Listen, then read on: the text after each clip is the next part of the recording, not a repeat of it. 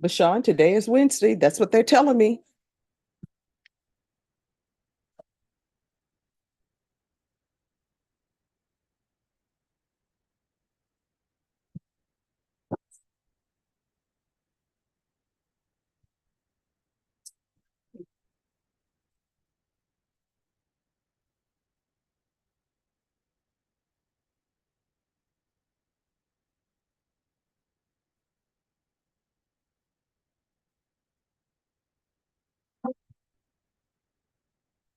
All right, whoever's ready. This is our docket for pretrial violations reports, also for people requesting travel permits.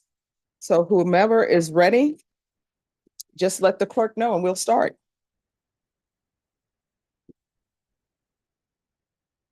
And since we're usually in trial on Wednesday, let me call the docket. Jimmy Corrales Jr. Jimmy Corrales Jr. Richard Trujillo. Yeah, thank you. Christian Rojas. Daniel Martinez. Lucian Miranda. Ramsey Ibraham. Mark Log. Christian Salazar. Rudy Petz. Is this Galan Santor?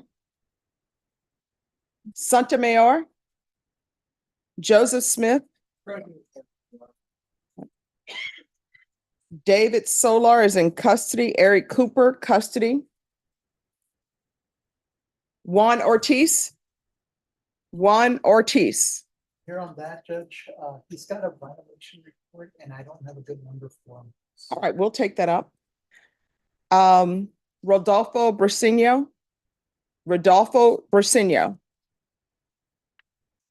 John Horton is in custody. Anyone who's present and your name was not called?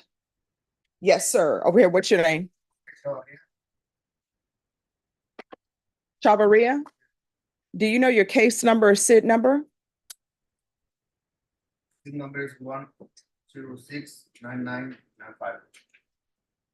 All right. Do you know who your attorney is? All right. Have you had any contact with him? I'm sorry, did you speak to him on the phone? All right, just have a seat. We'll take you up in a moment. Yes?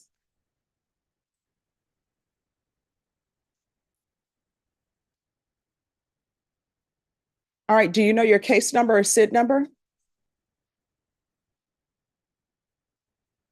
Oh, you can call it out for 1196739. Do you know who our attorney is? All right, just have a seat. We'll make sure he comes, all right? Anyone else over here? All right, over here. I'm sorry, the first name? Roland. And what's the last name? Mascoro. All right, do you have a case or SID number?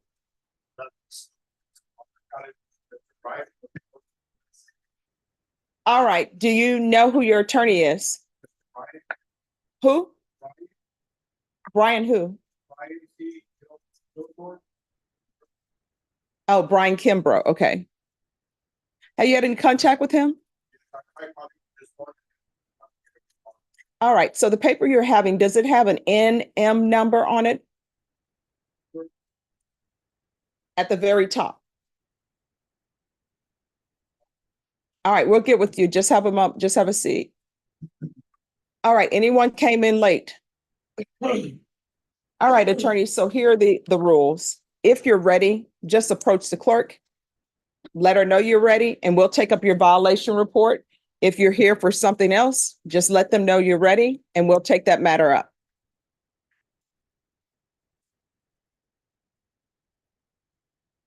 Could I see the violation report on Juan Ortiz, please? Richard Trujillo.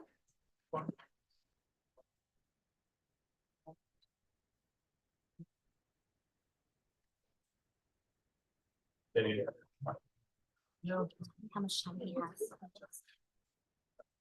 has. Deputy Laura, could you make an announcement in the hallway for Juan Ortiz? Yeah, I have it. Oh, 36 sexual offense. okay. Once she makes an announcement, we'll take it up.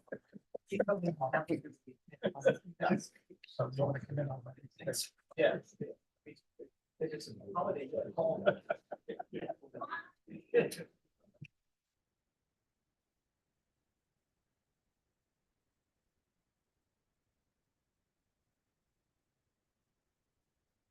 Oh.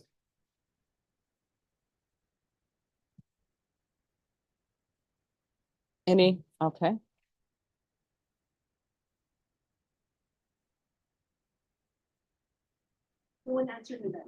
All right, thank you.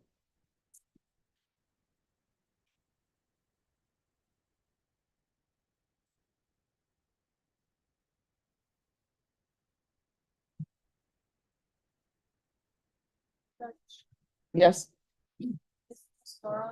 His is a night match, and I've seen the violations of the beach. Oh, okay. All right, just have a seat.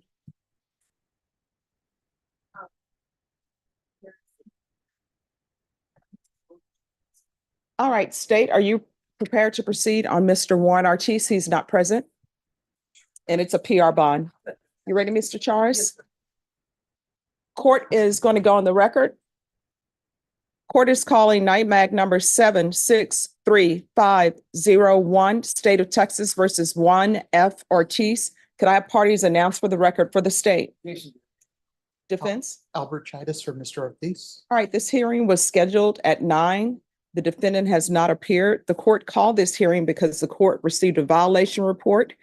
And in the violation report, it states that the defendant is not in compliance and the office has had no contact with Mr. Ortiz. Defense, have you had any contact with your client? No, Your Honor, there are two numbers that I had for him. I've tried both of them. I had contacted one person back in earlier this month. I think it was his mother, but the number's no good anymore. All right, State? Judge, I don't know if there's is it a commercial bond or? It's a PR bond. We're asking for a judge's warrant. All right, that'll be granted. If your client makes an appearance, the court will reconsider. Thank you, Judge. All right, we can go off the record. And State, do you know if that case is going to be indicted anytime soon, or I should say an attempt to indict? Judge, it's a night mag and it's a drug case.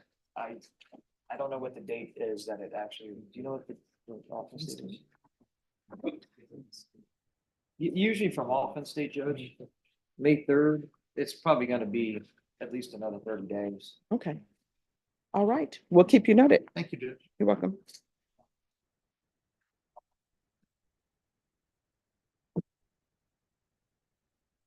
Judge, I believe we're ready on my motion to set bond when you're.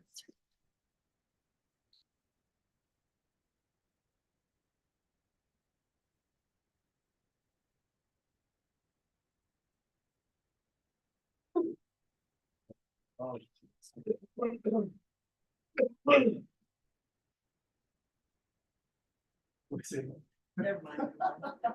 Oh, they're strong. That's not. Joseph Smith.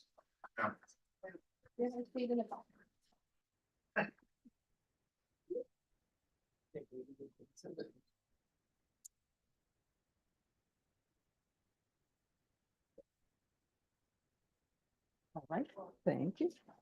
We're ready on the motion to set bond.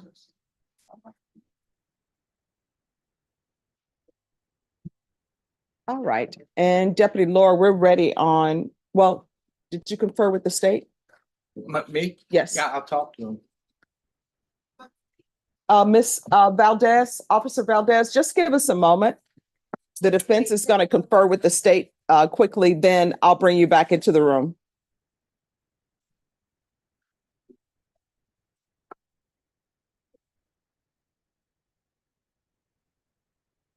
All right. Are you all, as state, are you ready on David Solar? Yeah, ready, Judge. And where's your client? He's in custody. All right. We'll have Mr. Solar brought down. Mr. Solar?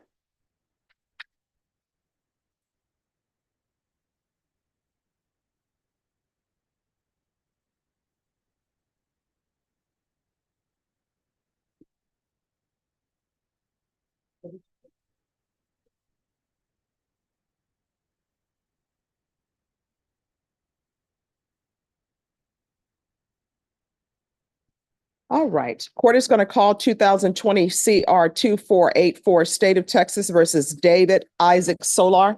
Could I have parties announced for the record for the state? Ashley Morgan on behalf of Mr. Solar. And are you Mr. Solar? Yes, ma'am. All right, you're here on a motion to set a bond, which he's entitled to because this is a deferred adjudication.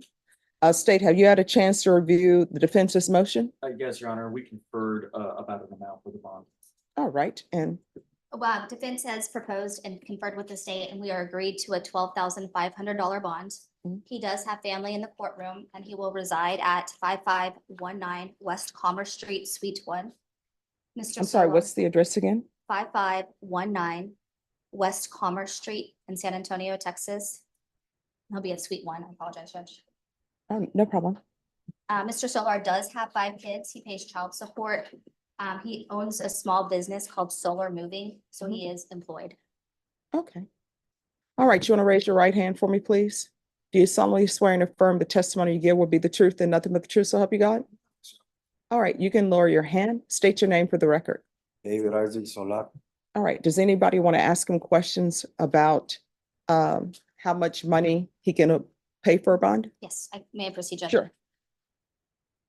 Good morning, Mr. Solar. I am your attorney, Ashley Morgan. We have not formally met. Yes, ma'am. You have been in custody on this motion to adjudicate your defense, correct? Yes, ma'am. How long have you been in custody? About 2 weeks. And before you were taken into custody, you were employed? Yes, ma'am. Where were you employed? Solar movie. Are you, Sorry. are you still employed there? Yes, And how much do you make? ma'am. It depends on the jobs I get. I get, like, people contracted. So I make it could be anywhere from 200 to like 400 a day, around that. 200 to 400 a day? Yeah.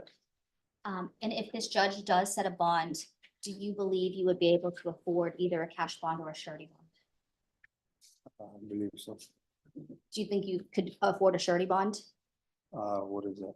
A surety bond's where you would pay a bondsman based on a contract 1 or 2%. Yes, ma'am.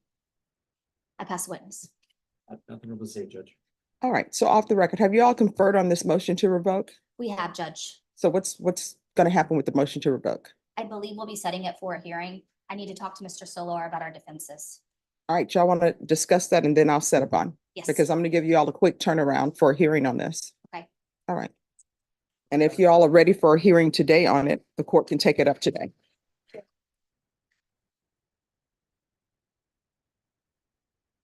All right, Joseph Smith.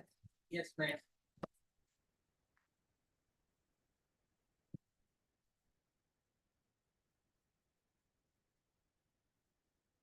Good morning. No car accidents this morning. I'm sorry, what? Hopefully no car accidents. I'm sorry, what? No car accidents this morning.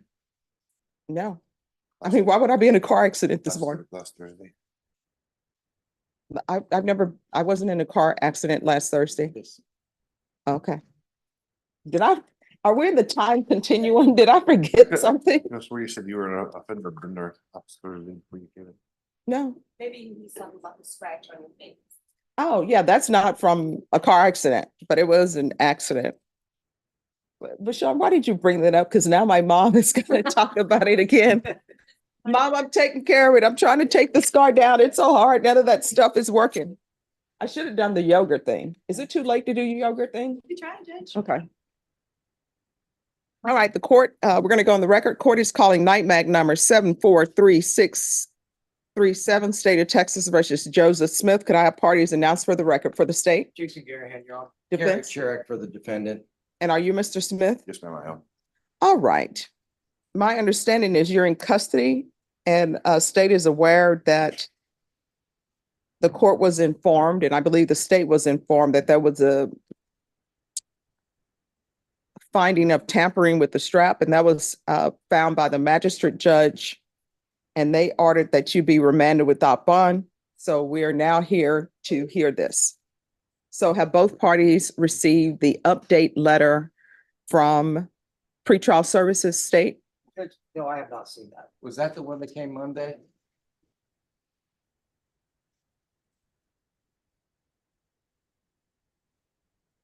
Yeah.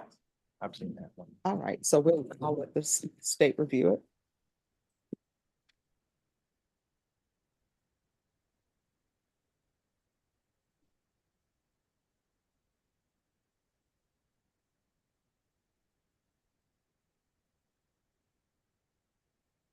And state, do you need a copy? No, Judge, I just wanted to read it quickly.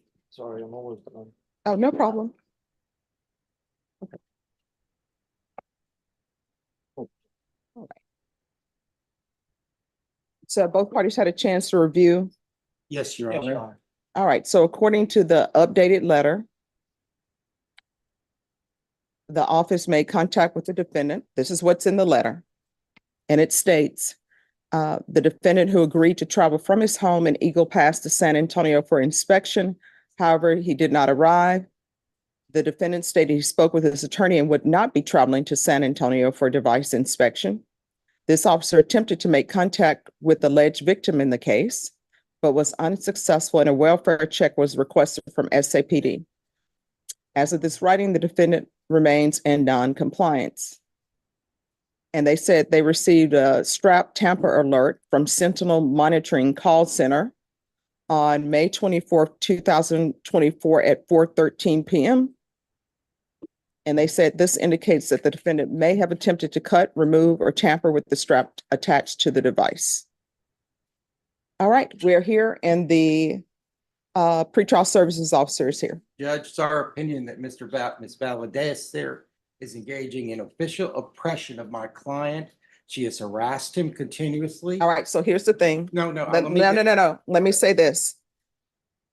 I don't do with beliefs. If people have some facts they want to present, they can present some facts. We can call Because it- I can tell you that from what I'm reading in the GPS strap tamper, it says that they received a strap tamper alert from Sentinel Monitoring Call Center, which suggests to the court, pretrial services officer is not in charge of Sentinel Monitoring Call Center. That's a different area. Okay. If they receive from them a strap alert and somebody is on GPS, Sentinel Monitoring will tell them it could be this. Maybe they tried to remove it. Maybe they tried to tamper with it. So, Okay. Judge, I'd like to see that alert. I would like Okay. to see the documentation that pretrial received concerning this monitor. all right. Officer Valadez, do you have an email from them or something with regards to that? Yes, Judge, I can forward you the Oh, I'm alert that sorry, you're muted. Oh, I'm so sorry. Just 1 second. Let us check on our end. Okay. All right, could you try it again? Let me just text you real quick. I'm so sorry. Can you hear me now? Yes. Okay, I'm so sorry about that, Judge. Yes, Judge, I can forward you the email I had received from the alert that I'd received. I'm gonna send you my email address, and if you'll send it to me, I can print it out for the attorneys here. Yes, Judge, will do. Well, that's going on, Judge. I'd like to make. Well, no, just 1 second. We're taking this one step at a time. You wanted to see the Sentinel Monitoring Call Center alert, so we're gonna get that to you.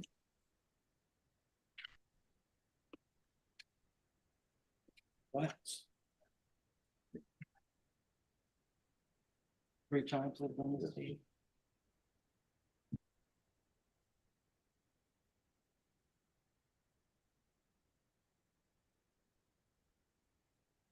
Okay, Judge, I just forwarded it to you right now. All right, let me see if it's come through. My computer, I'm being told, is out of date, so hopefully, there it is.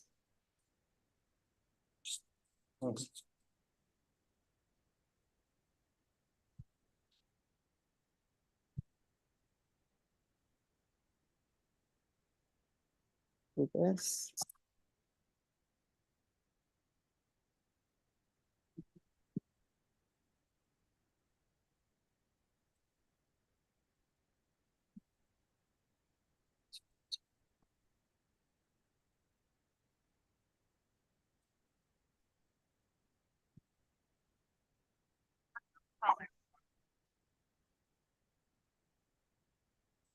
There should be 2 copies coming.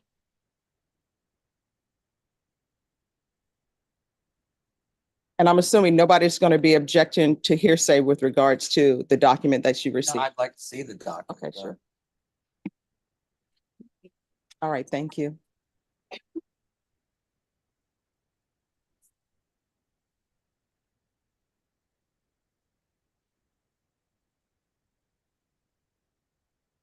I guess you have it up there. Yes.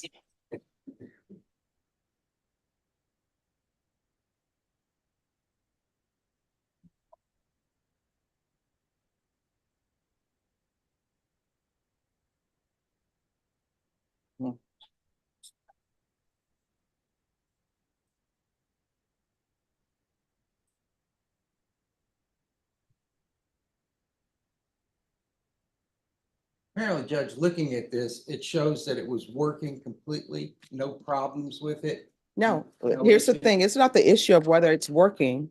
Ye- What I'm reading, and correct me if I'm wrong, what I'm reading from it, and everybody said they had no objection to hearsay. It's saying event information, event XMTR Tamper. Oh, I see that, Judge. Yes. All right. You can look at the bracelet there on his leg. It has not been tampered with. It's not been changed. This is the third time they've come in and said that he had a tampering on his device. It has been working fine. There's been no issues with it.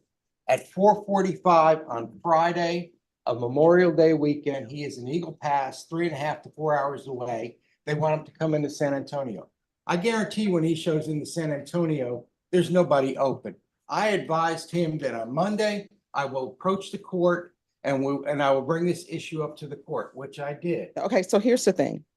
I'm trying to take this step by step, and I want everybody to hear me. All right, so defense stated that he believes that the officer, Miss Valadez, is harassing, and what are the other words that you use? Official oppression. Official oppression. So the defense said, I want to see this tampering thing because according to what I'm reading, Officer Valadez is not the one who said he was tampering. The officer received a report from Central Monitoring Call Center that they received a strap tamper alert. All right, defense said, well, I don't believe it. I want to see that she actually received it. So Okay. she emailed it to the court. Both the state and the defense had it. So here's my question from both parties who are reading the same document that I'm reading. Does it appear that Officer Valadez received a report from Central Monitoring Call Center saying there was a tamper alert? Yeah, that's what this says. All right, so she received that there was a tampering alert. Here's my question for both parties. You have someone who is on bond for aggravated assault with a deadly weapon. They're on GPS. Whether he should be on it or not, that's not what we're here for. He's on GPS. Someone placed him on GPS. It wasn't this court. What did anybody expect her to do when she receives a tamper alert from somebody who is on bond for a alleged violent offense? What were we expecting her to do? From the state's perspective, Your Honor, she did exactly what she's supposed to do. In fact, I like to have that in every case I have where it's a violent offense. So Just a I minute. think Ms. Valadez did her job exactly the way she's supposed to do it. So what she did, what I'm reading in the report, and I'm just dealing in facts, Mr. Smith. Yes, ma'am. What I'm reading in the report I have is she received a tamper alert. And then what she did, and if I'm wrong, correct me, she picks up the phone, she calls you and tells you, you need to come back to San Antonio because she has a tamper alert. And according to this, it says that you told her, your attorney told her, no, I'm not coming back. May I speak, Your Honor? Well, you can speak if you want to go under oath. I don't know if your attorney wants you to do that. You want I- to tell, I- I would want to tell what's happened with dealing with her? Yes, ma'am. Yes. All right. All right, you want to raise your right hand? Do you solemnly swear and affirm the testimony you give will be the truth and nothing but the truth, so help you God? Yes, ma'am. All right, you can lower your hand, state your name for the record. Joseph Jefferson Smith IV. All right, anybody want to ask him questions? That's not at this point. All right, defense? Mr. Smith, you've had issues with Miss Valadez, right? I got this monitoring device put on me in January. I had Officer Hudson who was in charge of it first. Never had an issue. Never. About 3 months into her being my case manager, she took another job in Colorado. This is the first time I didn't even know who this woman on the computer screen was. I've never been introduced to her. I've never spoken to her personally. All I know is a voice over a phone.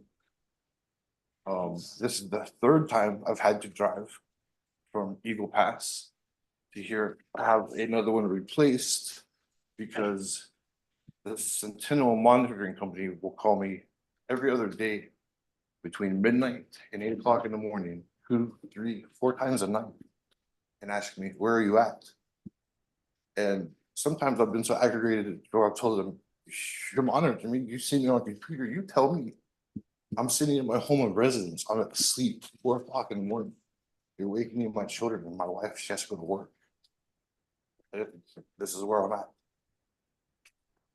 Every time I have a thunderstorm where I live, this thing starts going off like a rape whistle.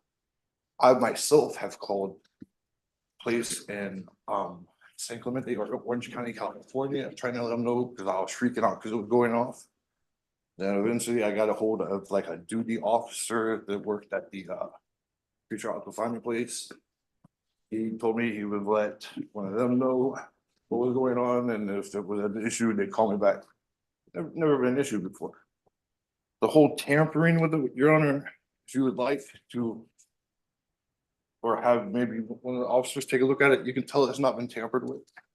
Because I'm not an expert in tampering of devices. I understand that.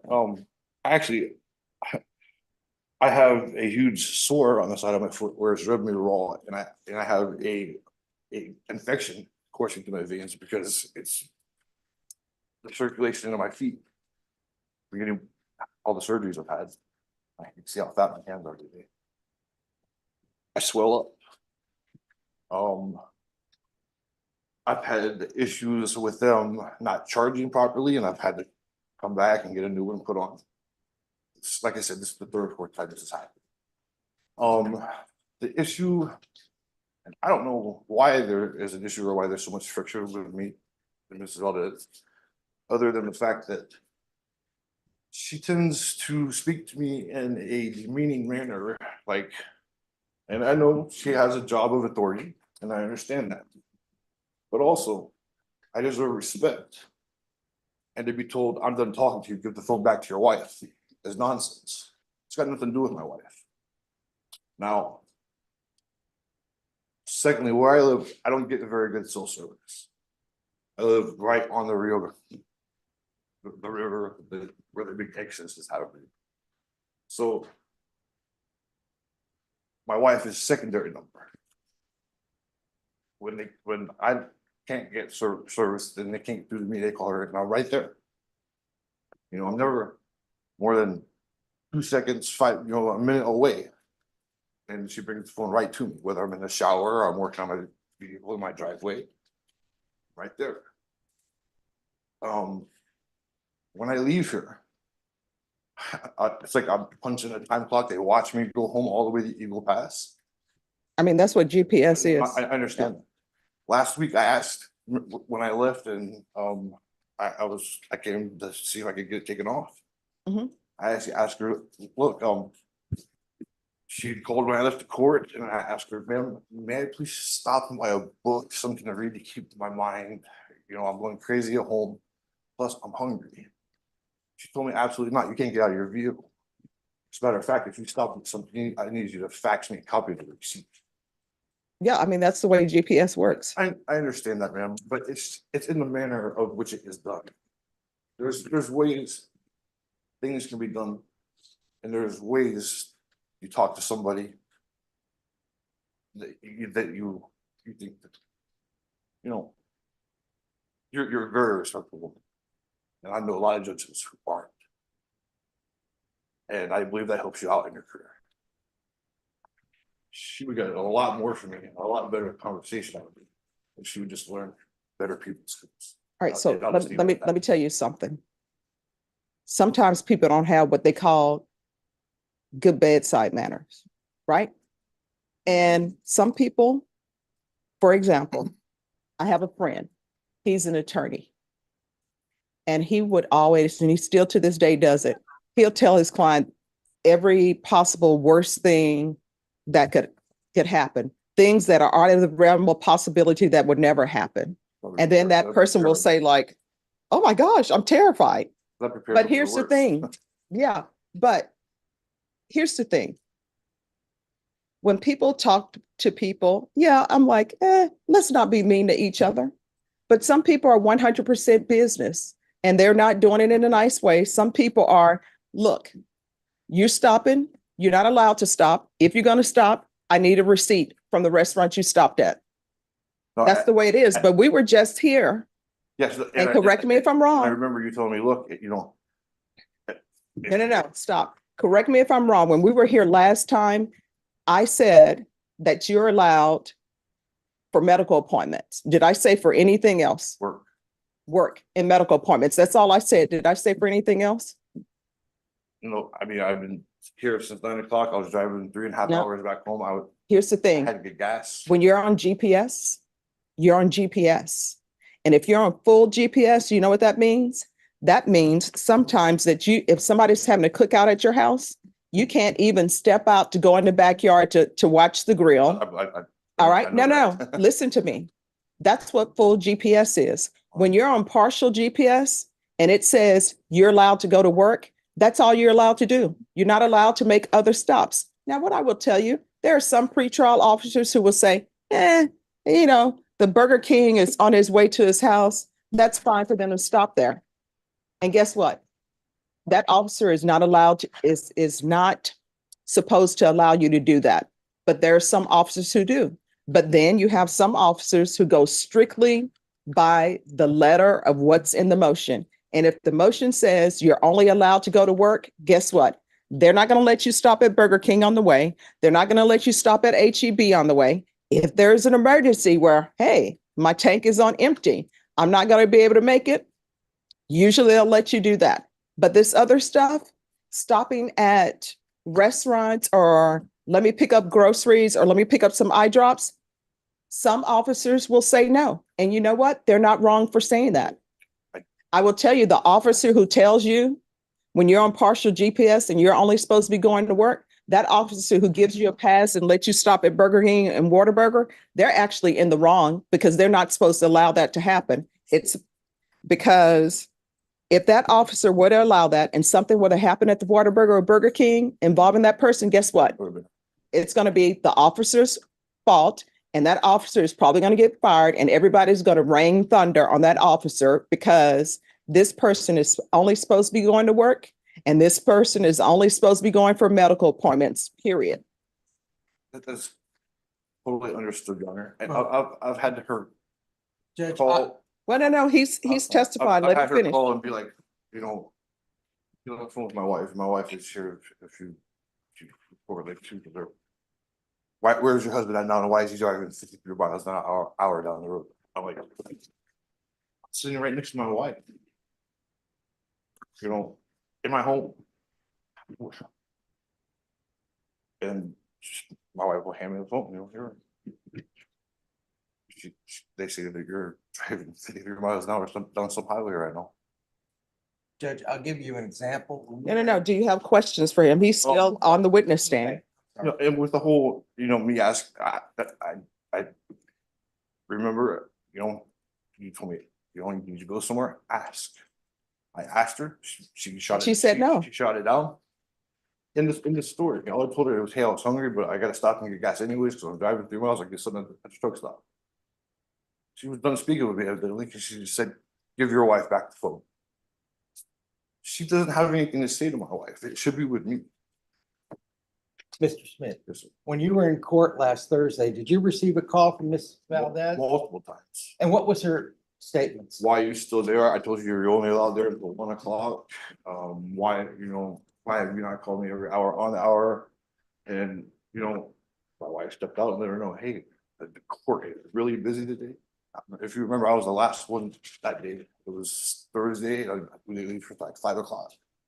She knew he was in court. The GPS would show him at 300, yet she continued to harass him that day. All right, the court was busy. However, we take cases as they're placed up for me to take. So it wasn't my fault that you No, were here till. No, we're not late. saying that, Okay. Judge. But yeah, no, But I was, did- I was the last one that day. Okay. Any other questions, defense? Judge, did you tamper with your GPS? I've already sworn on it. There's no way in hell. I mean, if I was to cut it with a razor or a knife or a pair of scissors, it would definitely leave a mark. I can't slip it because my feet look like Mickey Mouse's feet. I have sores on my ankles, like I said, and I'm starting to get what's called cellulitis, blood infection, because can't keep it wrapped up. It gets wet and dry from the sweat underneath the band. All right, so his question was whether or not you tampered with it. Oh, man. The only thing I've done is plugged in and unplugged it. I would offer the GPS as an exhibit that has not been tampered with. There's no marks on it. There's nothing. That's. Take my leg. Okay, Judge, just to talk to the defense counsel, I have looked at it. It doesn't, I don't see any visible marks on it. I do notice that there is 2 sores and scabs below it. I don't know if that would be an issue. I just want to let the court be aware that I do see visible injuries below the device. That's At this big city. it's from a rubber to my ankle. Okay. Any other questions, defense? Nothing further, Judge, except the fact. Well, that- no. Okay, State, any questions? I don't have any questions. I don't have any questions, further questions. All right. So, Mr. Smith, Smell. it's my understanding with regards to your communication with Officer Valadez was you wanted to stop for food and she told you no? That was when I left her last Thursday. Okay, so last Thursday. So with regards to this, I didn't, I went straight back to Eagle Pass. all right, so with regards to May 24, 2024 That was, at 4:13 PM, where they received the strap tamper alert from Sentinel Monitoring Call Center. Did Ms. Valadez ask you to come in? I got called at. No, my question is, I want you to listen to my questions. Did Officer Valadez ask you to come in? She told me. All right, so I- did she tell you to come into the office? Did she inform you that she received a strap tamper alert from Sentinel Monitoring Call Center?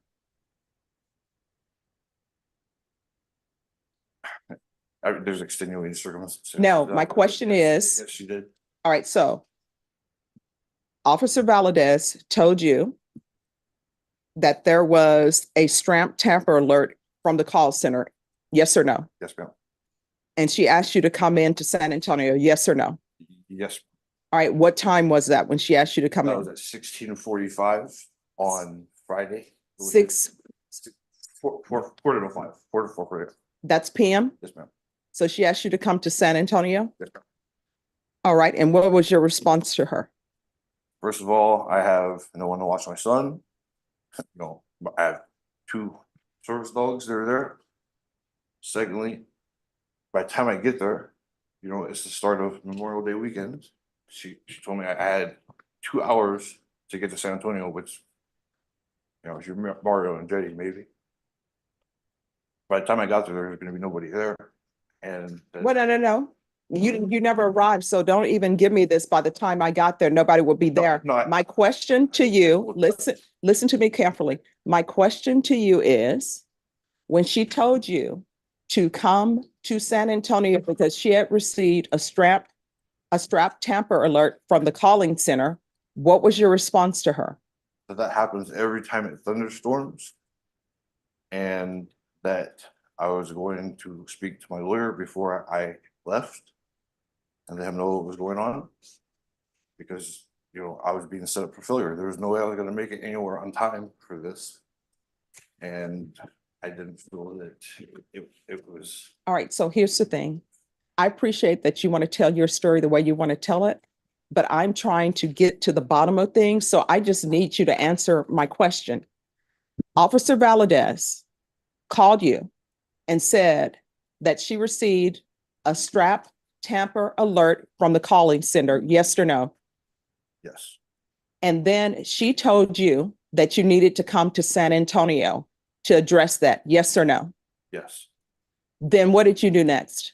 I tried calling here, first of all, to let you know what was going on.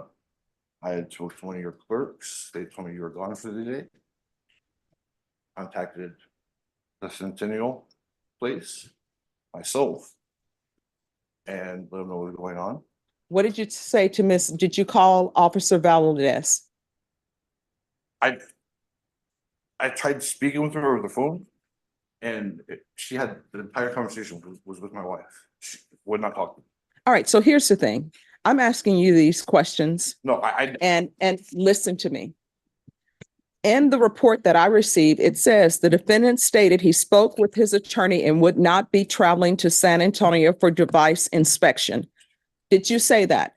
she was never told that, no, ma'am. I spoke with my lawyer. I let him know what was going on. He advised me. No, so how would she get this information? You're telling me that you spoke to your attorney. Your attorney has already stated that he told you not to come. And- So you're telling me that Officer Valadez just has a crystal ball? Why is this in this report that the defendant stated he spoke with his attorney and would not be traveling to San Antonio for device inspection? She's had multiple conversations with my attorney, ma'am, and she refuses to speak to me anymore, but she wasn't allowed now. No, my question is, Did your wife talk to her about this? lady? Possibly, I know it wasn't me. I didn't tell her, you know, so Okay. you didn't speak to her at all? I didn't have a conversation with her that day, you know, I had a conversation with one of your clerks. No, and with my stop. You're telling me now that you didn't speak to Officer Valadez at all? lawyer. On Friday? Yeah, when the strap tampering came in. No, well, All right, you're saying, you just told me that she called you to say that there's been a strap tampering alert from the calling center. phone number, and she spoke to, His wife was here. if you want to hear and the I was testimony. sitting right next to her. Okay, right. I'm so sorry. I'm so sorry, Judge. May I say something? Oh, just 1 second. You're gonna get called as a witness. Okay. So just give us a second. Am I wrong? Did he just say he had spoken to Officer Valadez? All right. Any more questions for him? All right. Any more witnesses, defense? I have his wife. All right, let's call the wife.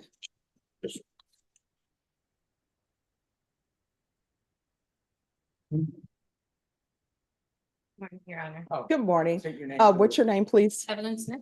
All right, could you raise your right hand? Do you solemnly swear or affirm the testimony you give will be the truth and nothing but the truth, so help you God? I do. All right, you can lower your hand and just state your name again for the record. Evelyn Smith.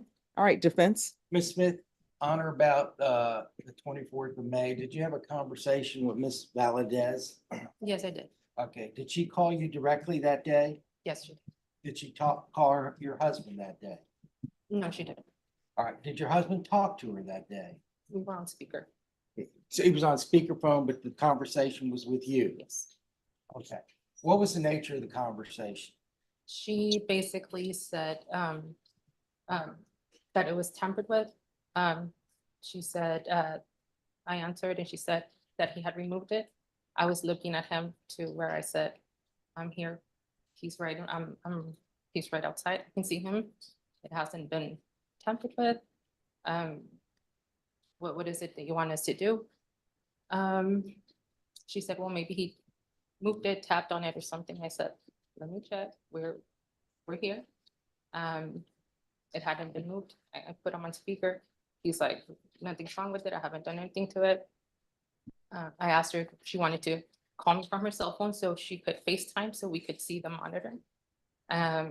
She said she would call me back, which she did call me back 10 minutes later or so. And she said, you're gonna have to come to San Antonio. I said, is there any way you can give me about an hour or so because we need to get things together, take the dogs to their place to stay for the night or somebody to take care of it and to take care of things here. She said, no, she said it has to be done right now. I said, is there any way, I mean, you can give me some time? I really need to get things taken care of. I haven't even clocked out of work. I work from home. I need to clock out of work. I need to do things. And she said, no, that somebody was going to be waiting at the jail for him.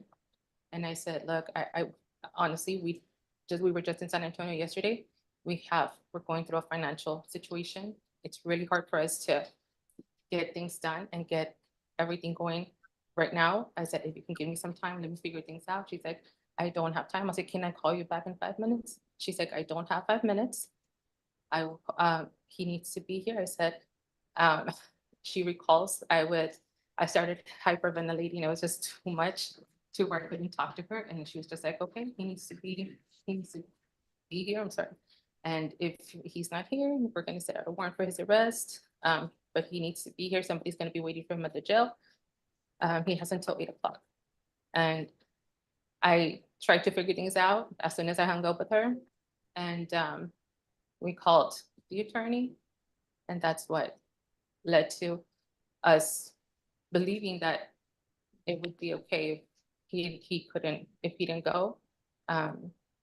We were not gonna make it, we were not financially stable at the moment. It's really hard for us to travel. It's really hard for him to travel with his condition. And I try my best. I'm his caregiver as well. So I try my best to talk to her all the time. I communicate with her. I email her. When we were here in court last Thursday, she was emailed, explaining to her she could extend until 4 or 5 o'clock. She agreed. She emailed me back right away. Our communication is a little bit better because I'm more understanding and I try to de-escalate situations. But that was a situation on Friday. We couldn't just pick up and leave and drive 3 hours to San Antonio. I also take care of my father who was sick. And it was a matter of having to get my sister to go, having somebody stay there with him, having my 16-year-old son be okay at the house by himself, somebody to take care of her dogs. It was a lot at once. And I just couldn't stop. You offered to show her, Ms. Valadez, the ankle monitor on FaceTime, Yes, that I she did. could see it, I did. and she declined. Yes, she said, I'll call you back. That's what she told me that I had to come. I did take video and pictures that are timestamped on my phone, showing the device all around, because I knew that it might be a problem if we didn't make it. So everything is timestamped on that. We tried calling the company itself as well. All right. State, any questions? Yes, sir. Thank you, Judge. You said your husband has a condition that it's difficult for him to travel. What is that condition? He has GI problems to where he's unable to move his legs sometimes. So it's hard for me to get him in a car, or sometimes if he gets so swollen in his legs and his hands in the road that we have to stop several times because he gets a pain. He had a fistula removed, so he gets a pain on his left side. So we stop frequently in our drives because he needs to stand up, walk around for about 10 minutes, get back in the car. It's a whole process when we have to travel like this. Ma'am, have you, all these medical conditions, have you given those paperwork and all that information to your attorney? No, we've never been asked. Okay, for that. thank you. Mhm. And these are all service-related injuries. Yes, the GI. All right, so you're saying that you were informed by the officer for him to report at the jail? Yes, ma'am. All right, so I'm assuming the jail is open 24/7. All right, and then you're saying that you were given until 8 o'clock? She said there was a tech that would be waiting for him until 8 o'clock only. She did say something about maybe a 30-minute waiver to make sure that we get there. And I did tell her, like, right now, even if I try to make it by 6, it's going to be very impossible. She can testify to how I was trying to work things out and trying to make it work, but we couldn't come to an agreement. And that's when you called me and said that it would be impossible to make it there by 8 o'clock. All right, so are you the person who picked up the phone and told the officer that the defense attorney said not to travel to San Antonio? No, All right, so who's the one who told the officer that? we never talked to her again after that. We got a call, I want to say it was around a little bit before midnight from another officer. And she asked if she was following up. She was very kind. She was following up saying that she was just wanting to know if we were gonna make it, to where I told her we thought we had until 8 o'clock. We talked to our attorney, and he said that I informed her that we were gonna make it. I put my husband on speaker just so that she could talk to him, and she did. And she's the one that asked him if we were gonna make it, and he said we were not gonna be able to make it. All right, so Everything. let me backtrack a little bit. Mhm. All right, so you're saying that another officer called you. And what did that officer say? Hey, you need to come in? No, she was just following up. She just said. All right, so your answer to one of the things you stated, and if I heard wrong, let me know. You said that you were speaking to this other officer and you said, I thought we had until 8. Yes, I told her, I said, she gave me a timeline. She said that I had to be there until 8 o'clock. All right, so again, we're back to this question because this statement came somewhere where it says the defendant stated he spoke with his attorney and would not be traveling to San Antonio for device inspection.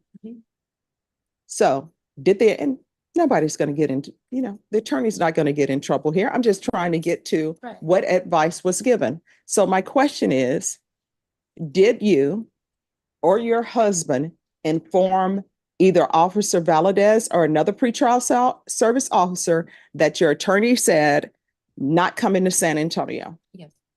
All right. So why did it take so long for me to get that information? So are you the one who told the officer that the attorney said you're not coming to San Antonio? Yes. All right. Any other questions? Nothing further, Your Honor. All right. Thank you so much for coming in. Thank you. All right. Any other witnesses, defense? I have no other witnesses, Judge. All right. State, are you going to call the officer? Yes, well, the state calls for some, Valadez. All right. Any objection to her appearing by Zoom? None, Your Honor.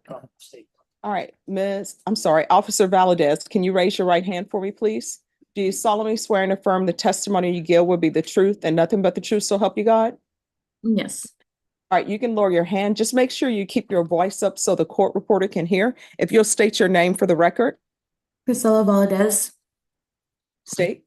Thank you, Your Honor. Officer Valadez, on last Friday, on May 24th, after 4 o'clock, did you speak with Mr. Smith?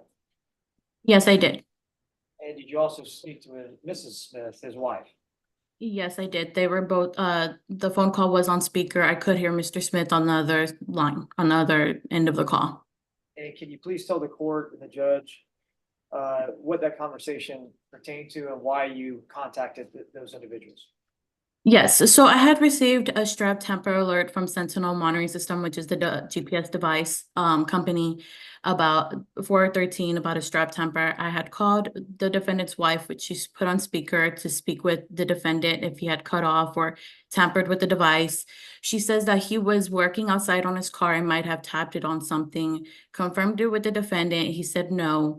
I said, regardless, he would need to come into to San Antonio to get the device inspection, which is a part of his GPS contract. When he is getting released from the jail, he signed off on conditions. I can read it to you right here.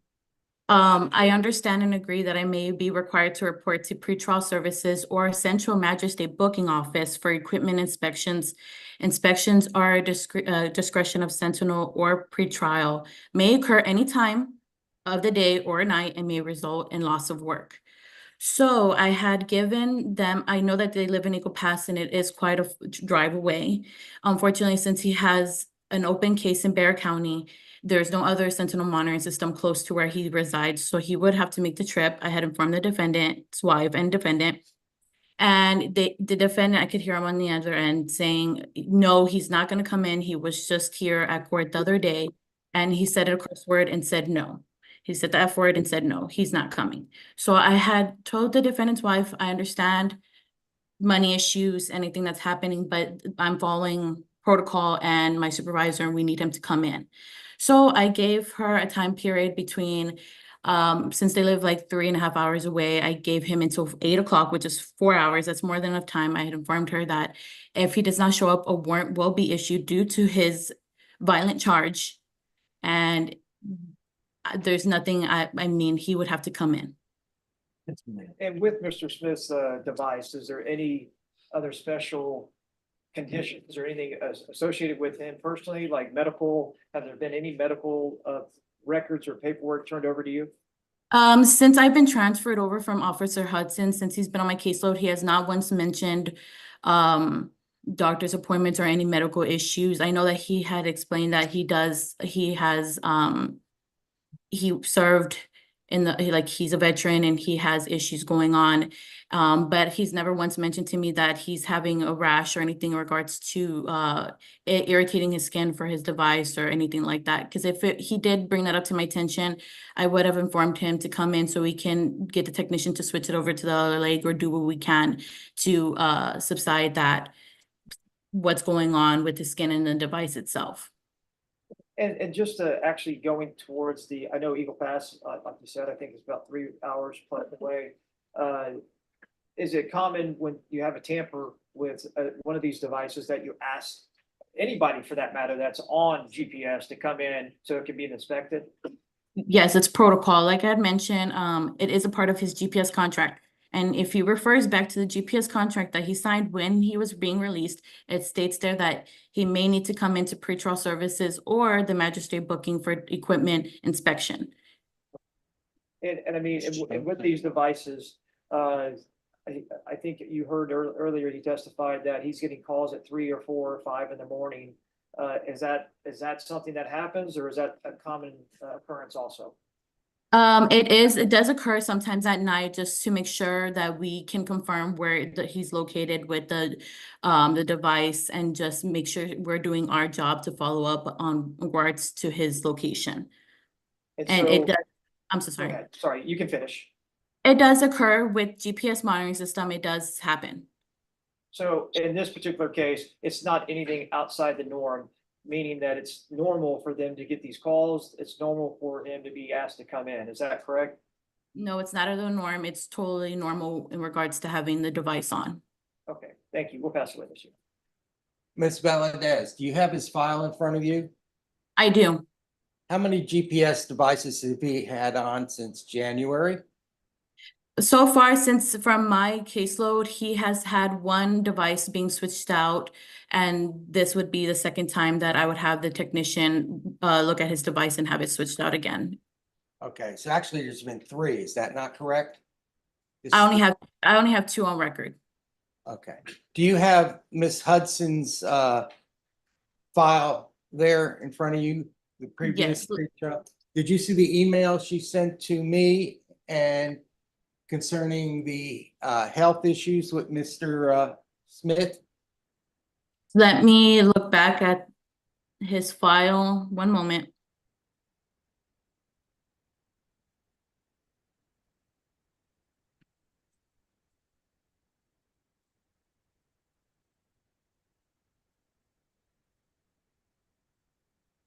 I do have an email in regards to his mental health that she has sent to you. Nothing in regards to medical, physical. Did you have an occasion to meet with him and talk to him about that? You knew he was a disabled vet, did you not? Yes, I was aware of it. Okay, and you didn't bother inquiring whether or not, you know, what his conditions are or what his infirmities are? No, I have spoken to him in regards to his conditions. When court was done on the 24th, I had informed him of going from full house to partial. Per pretrial, he's only allowed to go to attorney's pretrial, bail bonds, medical purposes only for himself, court, and work related. Okay, so you were familiar then with his medical issues? In regards to his mental health, yes, but he has never once informed me in regards to going to appointments or anything like that. Okay, but you didn't bother inquiring about that, did you? Knowing that he was a disabled vet? Does not fall under my discretion in regards to his mental health. If he needs to be referred to the mental health court, that is your responsibility to refer him and get evaluation. Ms. Valadez, did you have a conversation with Ms. Smith concerning asking for additional time to come to San Antonio because they had to firm up some family issues and So I had informed her that I gave her more than enough time gave them more than enough time. I gave them 4 hours, which is 30 minutes more, and I had informed her that unfortunately, he's not able to do the errands that she needs to do prior to getting him to pretrial services for her to do what she needs to do, and then as soon as possible, come to pretrial services as soon as possible. Like, he needed to be on his way. But Okay. when Just- the on-call, I'm so sorry. When the on-call officer had reached them, he had stated that you told him not to come. So I've had this issue where you're overriding my position and you're telling him things that should not be, that should be disregarding what I'm saying, and I'm just doing my job. Ms. Valadez, you called him at 4:45 on Friday afternoon, right? I caught him around, right when I got the alert, I caught him, it was at 4:13, 4:14. I caught him as soon as I got it. So it was around maybe 4:16, 4:18 in that time frame. And you told him he had to be there by 8 o'clock? I gave him from around to 8 to 9 o'clock. I told him that the technician will only wait so long. If he does not appear, a warrant will be issued due to his aggravated assault case charge. Okay, and how long does drive, is it from Eagle Pass to San Antonio? I know it's All around right, so 3. let me just 1 second. All right, so here's the thing. You've already testified. I don't know why you're doing the 4 fingers to me. No, No, you were trying to say it's 4 hours from Eagle Pass. That's why, no, stop. That's why you were doing it. Your attorney has already questioned you. If he wants to recall you back, he's more than welcome to do that. But this is what needs to stop. He's questioning a witness. You're not on the witness stand. Do you understand? All right. So Deputy Mejia, can you just have him stand there so I can concentrate on what's being said here and his attorney can concentrate on questioning the officer? You may continue. Yes. So do you know how far it is from Eagle Pass to San Antonio? I know it's around 3.5. It's quite a drive. So I gave him a leeway of 4 hours. And this was Memorial Day weekend, was it not? Did you consider the traffic flow on Memorial Day weekend on a Friday? Yes, I did give him I opened up his schedule and I did give him enough time to travel. But that does not help. I did give him the schedule. I did my end. You told him not to go. Therefore, he got a warrant and a remand without bond. Isn't it procedure that you send the violation report to the presiding judge So of the case? after 4:30, I was no longer in office and it was transferred out to an on-call officer. So you So- bypass it, you bypass the the presiding judge in the case and send it to a magistrate. Is that correct? Due to after hours, since it was close to midnight when the officer had called him to confirm that he's no longer coming, it does go straight to a magistrate judge that is on call 24/7. I mean, not 24/7, but after hours. All right, and just so everyone knows, I'm not available at midnight. Well, that's my point, Judge. Okay. She's saying midnight, but she told him he had to be there by 8 o'clock. And she knew he wasn't coming by 8 o'clock. So why didn't she file a violation report before midnight? I'm so sorry. Are you asking why I gave him more time than he should have to appear at the satellite department? Are you upset that I gave him more time? No, my point is they're coming from Eagle Pass. You know, he's a disabled vet. You know, he has medical issues. You know, they have financial issues. Yet you jumped on a warrant against him. Now, did you know the complaining witness was in jail? Yet you were so concerned about the complaining witness. Yeah, I'm just objecting. I don't know. Sustained. Well, Judge, it's in the report that she makes a big issue about the fact they couldn't contact the complaining witness. All right, the objection is sustained. All right. It is I'm so sorry, Judge. Any other questions? One more question. Did you refer to me as a redneck? No, You didn't? no, sir. So if Ms. Smith came in and said you didn't have a conversation with her, you didn't make any derogatory remarks about me, even though I would not take it as a derogatory remark? I mean, No, some people get sunburned, I guess. Okay. All right, never mind. Pass the witness. Any other questions? No. All right, I just have a few. Any objections to me asking a few No, questions? no. All right. So Officer Valadez, one of the witnesses testified, and I believe it was the Mr. Smith's wife, that she asked for more time, and then you said you would call her back. Did that happen? Yes, it did, Judge. All right, so why did you need to call her back? What were you doing? I was confirming with my supervisor that unfortunately he did need to come in per the GPS contract. All right.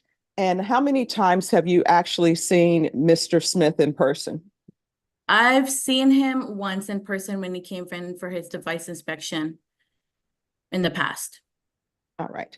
And you stated that twice the device had been switched out? Once per me, and if he's needing to come into pretrial services today, it would be the second time. All right. So the one time with you that the device was switched out, what was the reason for that? It was due to him having charging issues. All right. And when you say charging issues, was there concern that maybe the device wasn't charging appropriately? Yes, I'm not a technician, unfortunately, but it was either due to the device not holding the charge, or the charger itself may have the wiring is not as strong as it once was, or anything like that. So we just completely changed the device just in case and gave him a new charger. All right. Now, with regards to other issues involving Mr. Smith, the mental health issues, were you made aware of that by Mr. Smith or through some other means? I was aware of it through another officer as well. All right. And with regards to any physical issues with Mr. Smith, did Mr. Smith ever tell you about any physical issues he had? No. No, Did Judge. his wife, Mrs. Smith, ever tell you about any physical issues he had? No, Judge. All right. Any other questions from either side? No, I'm not mistaken. Ms. Valadez, when did you meet with Mr. Smith? I had seen him when he came in for his device inspection. But you didn't have any interviews with him. You just saw him getting a new device in, right? Yes, I had saw him in the office. All right. So you didn't sit down and have a conversation with him or interview with him or anything to that extent. Is that correct? What would you like for me to sit down and interview him about? He was coming in for a change of device and a new charger. Well, how about this meeting your person that you're monitoring to find out a little bit about him? I did introduce myself to him when he was transferred over to my caseload. I did my job and it was over the phone. No further questions. All right. Anything else? All right. Thank you so much. If you'll stay on.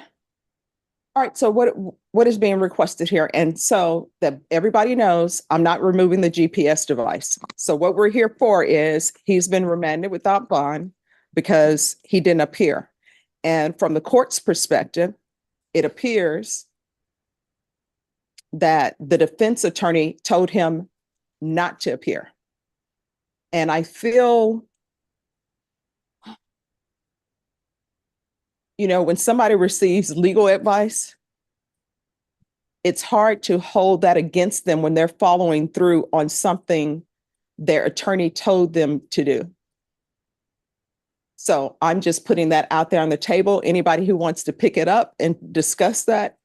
Judge, I take responsibility for that because the court will know that I came in first thing Monday morning to address this issue with the court, or Tuesday. All right, so here's the thing. So I want to make this clear, and I want to make it clear with you, Mr. Smith. If the pretrial services officer tells you to come in to report, you got to come in to report, period. Because you're on bond for aggravated assault with a deadly weapon. Whether you feel you committed the offense or not, that's not what we're here about. It's a violent offense. A judge puts you on GPS for that offense. You're on GPS. You're going to be on GPS. Do you no? I want you to internalize what I'm saying. Do you understand? I understand now. All right. So you're going to be on GPS. All right.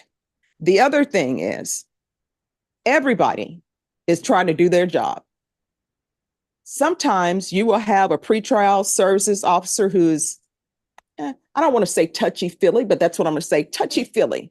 How you doing? Is everything okay with you? Is there anything you need? Anything I can do for you to make this, being on GPS easier? All right. But then there's some officers who are like, hey, guess what? You're supposed to be here at this time. That's when you're supposed to be here, period. Some officers are, no, you're not stopping at the Burger King or Whataburger, even though it's on your route, because guess what? You're not approved to do that. Now, it appears to the court, and anybody can correct me if I'm wrong, from what I gather from all of the testimony is the call center said there was a strap tamper. The call center gave that information to Officer Valadez. Officer Valadez called you to check to see if there's a strap tamper. What I can tell you is, and we can go off the record, I've seen some officers, guess what? When there's a report from the call center that there's a strap tamper, they don't call the defendant to say, is there a strap tamper? You know what they do? They turn that right over to the judge because this is a violent offense and people need to know where you are. Understood. All right. And no, stop. Then the other thing, her calling and saying, let me call you back. What I'm picking up from the table is she was calling her supervisor. Hey, they're in Eagle Pass. What can we do? And I'm sure nobody asked this question of her. That's for you all to ask. I'm sure she called her supervisor and said, hey, this guy's in Eagle Pass. This is what's going on. What should I do? And I'm sure her supervisor told her, hey, you had better put that in and tell him he needs to be here, because if something happens, guess what? It's going to be on her. The rain's going to come down on her because you got this report that there was a strap tamper, and the call center will tell you, all we can do is report it. I've seen plenty of reports. All we can do is report that there may be a tamper. That's what they do. And as far as your attorney saying, well, why did you bypass the presiding judge of this case, which is me? You know why I get bypassed? Because I'm not working 24/7. Nobody here is working 24/7. So when court shuts down at 5, now sometimes I'm here till 5:30, sometimes 6. But when court shuts down, guess what? These go to magistrates who've been appointed by the district judges, and they're there 24/7. And when I say they're there in 24/7, they have shifts. But it's 8-hour shifts. And then you have the part-time magistrates who are in between.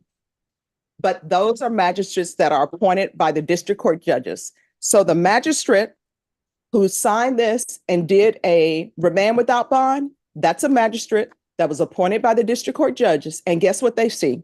They see that there's a strap tamper, and you don't come in for them to make sure that there's not a tamper. And they don't do this, let me do it by video and let me do it by FaceTime. They don't do that, and they're not required to do that.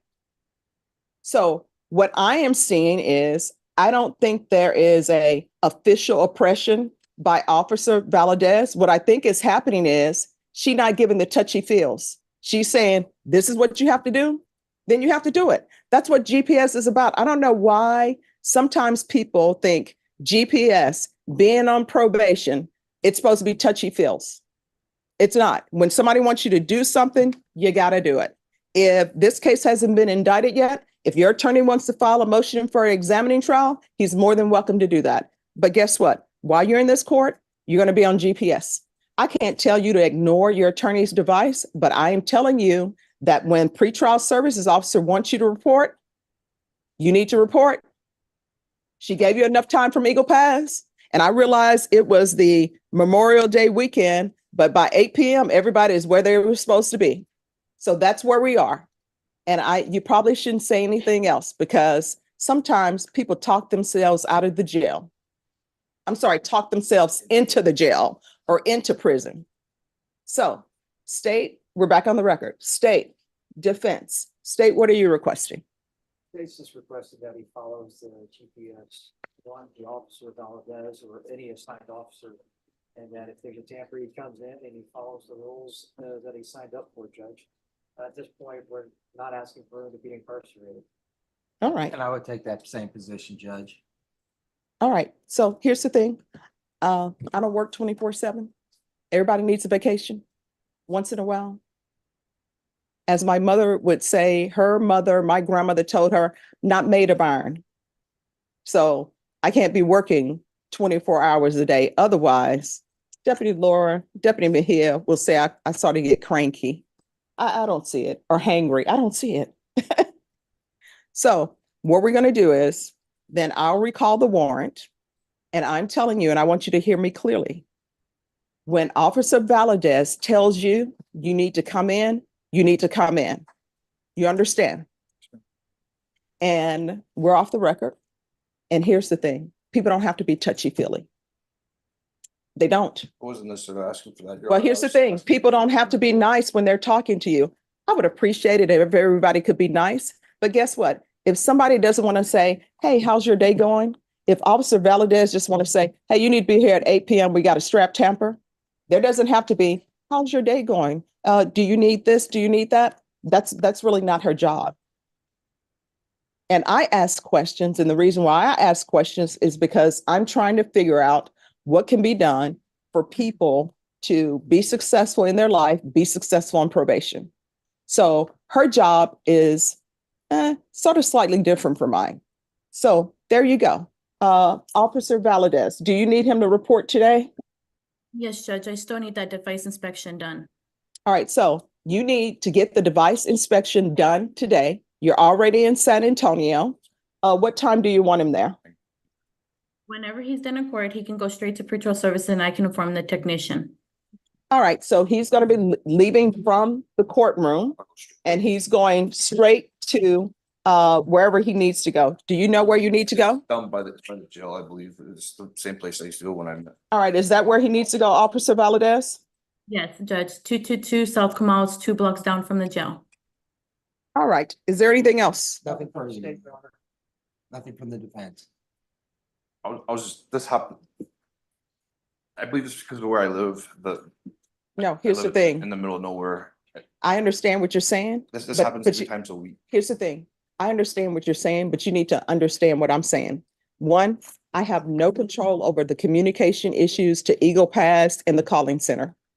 2, that device is not getting removed. No. So, I mean, there's- Nothing was done intentionally, like, try to take it all, just. 3 or 4 Alright. times a week they're Thank calling. you so much for coming in, Officer Valadez. All right, thank you. Thank you, ma'am. Excuse. Yes, I don't know if you want to put that in. yes, I will. Thank you.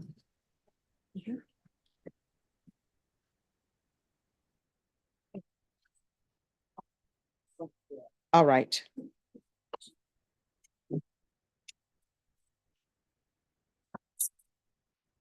Here's that one. All right, so we have someone with an interpreter. And then after that, I'll take up Solar. Hello, Morning, Your Honor. sorry. Good morning. All right, Christian Rojas.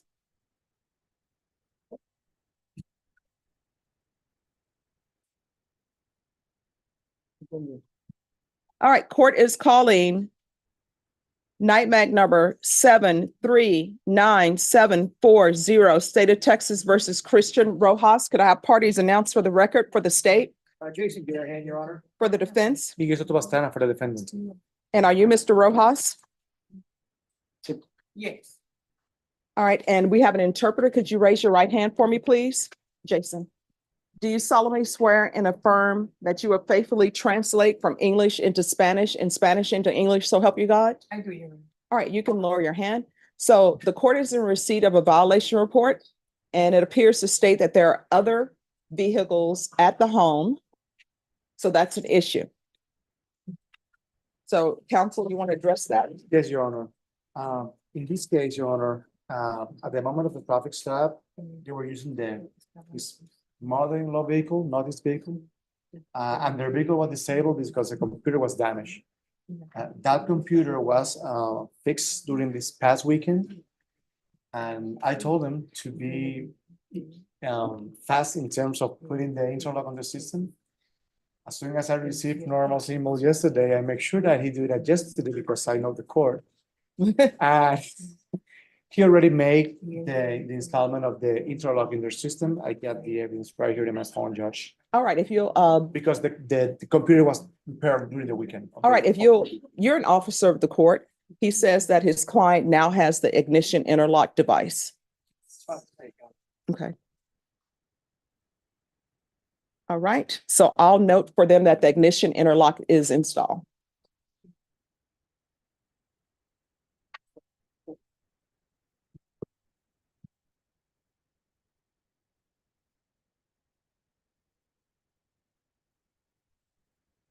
All right, are there any other vehicles at the home? No, that's the Motors. It was that one. It's a Jeep, Liberty 2010. All right, so I'll note that the ignition interlock has been installed on the vehicle. And then what I will do is there's no need for the affidavit then, even though we do have the affidavit. Is there anything else? Nothing more, John. All right, thank you. All right, you too. Good to see you. All right, thank you. Thank you. All right, Solar. Yes, Beth, we're ready to go back on. Record in that case, and we do want to move forward with the motion. Oh, with the MTR? Yes, All right, could you do a trial court certification? yes, ma'am. Thank you. All right, who's here on Christian Salazar? Judge.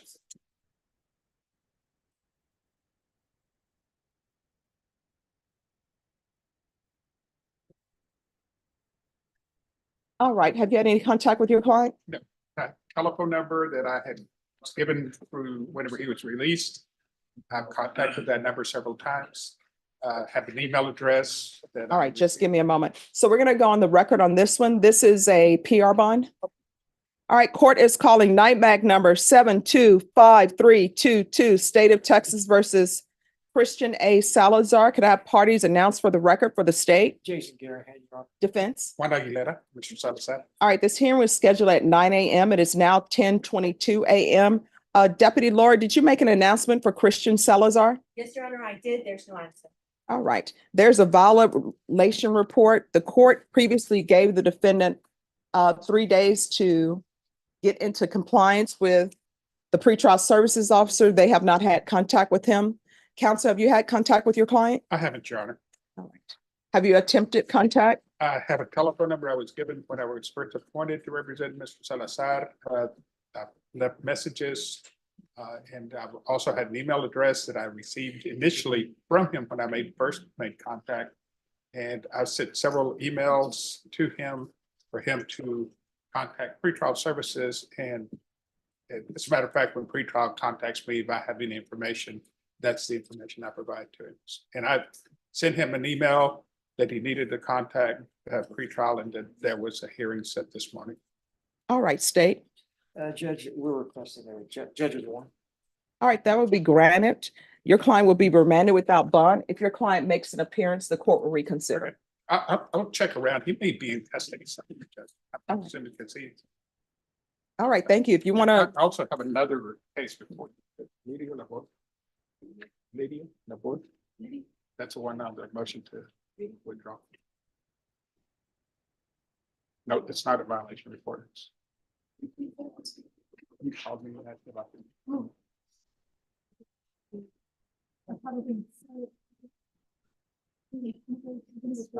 Okay.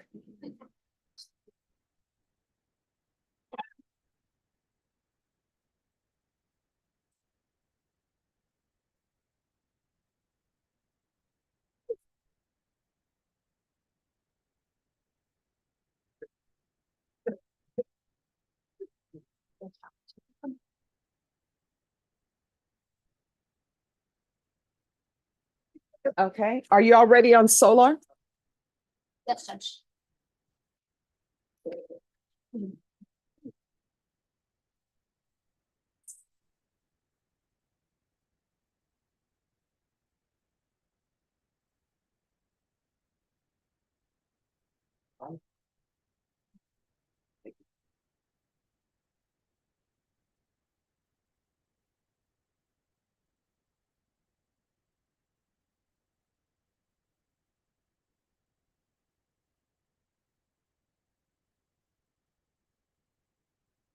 All right, that's that.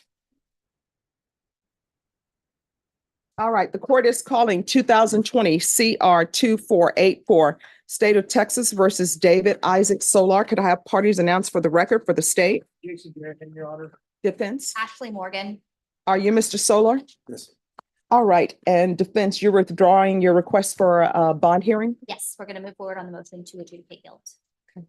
All right, Mr. Solar, did you review the documents, motion to enter adjudication of guilt and revoke community supervision and state's motion to supplement pending motion to enter adjudication of guilt and revoke probation with your attorney? Did you understand it? Yes.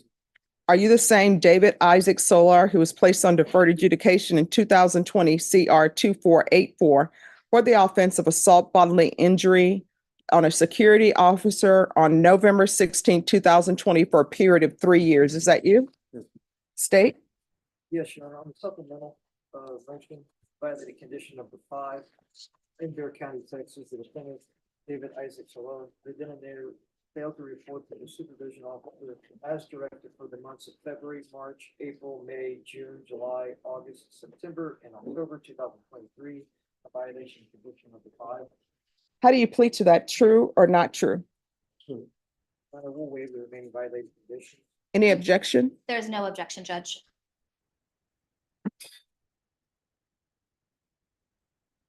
Did you understand by pleading true to violation of condition number 5, the court could find it true, grant the motion, find you guilty, sentence you up to 10 years in prison and up to a $10,000 fine? Knowing that, do you still wish to plead true to violation of condition number 5? Court will find violation of condition number 5 true. Is there a proposed agreement? Clear, Your Honor. Yes. It is to deny the motion, extend for 1 year. And then for MRT biweekly reporting until the TAP evaluation is complete. And additionally, acquire and install the PAM device within 30 days of release. And that is it, Your Honor. All right. Does your client wish to say anything? He would, Judge. Can you raise your right hand? Do you solemnly swear or affirm the testimony you give will be the truth and nothing but the truth, so help you God? All right, you can lower your hand, state your name for the record. David Solar. All right, why were you not reporting? I felt like I was gonna go to jail and like my children, like I felt like my children needed me. Like the conversations I was having with the probation officer weren't going too good. That doesn't, I'm trying to understand where you are coming from. You say you didn't report because you're afraid that you were going to prison. And the reason we're here is because you didn't report. Yes, no, the conversations I was having with the probation officer, he told me to get a device for alcohol, and then I didn't have the money, so like I got dependent. And I didn't want to like get away from my children, so like I feel like my children need me out there. All right, you're whispering. The court reporter can't hear, and I can't hear you. I just feel like my children needed me to be out there, and I felt like the conversations I was having with the probation officer weren't going too well. And I thought that he was gonna like empty army. All right, so I don't understand why I should follow this agreement. What, may I proceed, Judge? Sure. You understand that you're here on a motion to revoke your probation or a motion to adjudicate your guilt, Yes, ma'am. and you pled true to not reporting. Yes, ma'am. And you're asking the judge to follow the state's agreement, the state's recommendation. Yes, ma'am. Why should she follow that? I feel like I want to be there for my children. I want to see them grow. And I want to get this, you know what I mean, out of my life. I want to get probation done with. And I'm trying to do it right this time. Do you feel like if she gives you this chance on probation, do you feel like you will do what's asked of you? Yes, ma'am. Why will it be different this time? I mean, I have a different mindset. I'm trying to, get this like done with and move on with my life. Like, just trying to do it right. And you understand if the judge does follow this agreement, you've agreed to do a portable alcohol monitoring device. Yes, ma'am. And that's the same device probation asked you to install at some point in the past, according to you? Yes, ma'am. And you're willing to install it now? Yes, ma'am. And do you understand what a moral recognizance therapy course is? Yes, no, You don't quite understand that? the course, no. It's a course that's supposed to help you make these decisions, Oh, okay. Yes, and that's something you're willing to do. yes, ma'am. Is there anything else you want to tell the judge? I mean, I'm trying to do right. I'm trying to be out there and be a good father for my children. They don't need to see me, and I'm trying to do it right this time. How many children do you have? I have 5. What are their ages? 1, 2, 4, 5, and 6. I pass one, Judge.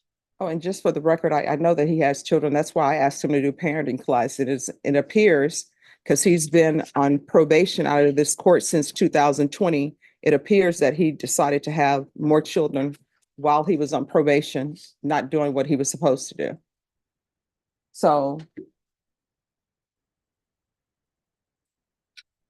I am trying to figure out why I should continue him. I mean, what have you done on probation? I finished all my classes. All right, probation, has he finished his classes? Judge finished it.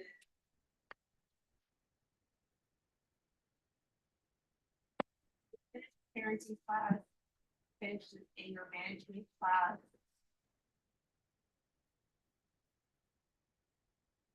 Those are the 2 classes on the finish, Judge. All right. And since you've been on probation with the court, have you acquired more cases, No, picked up more crimes? no, ma'am. All right. You want me to ask probation if you picked up any new charges since 2020? You could ask. I haven't picked up anything. Probation, does he have any other charges other than what he's before the court on probation? Is this the only case that you're on probation on? No, ma'am. All right, what other case are you on probation on? Mal County, All right, and what else? Guadalupe County, All right, and what is the Comal County case for? theft, and also for Guadalupe County theft. All right, Guadalupe County, that theft case, what year was that? It was 2018, 2019. It was around that time.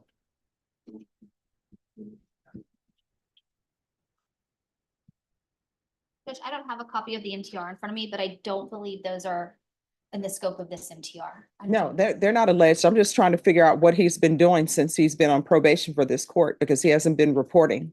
I'm not considering anything as true that's not within the scope of the motion to revoke. I'm just trying to figure out what he's been doing with his life. I started a small business. I haven't been getting into trouble. I've been trying to be there for my kids. That's it. I haven't done nothing. I haven't been doing nothing bad.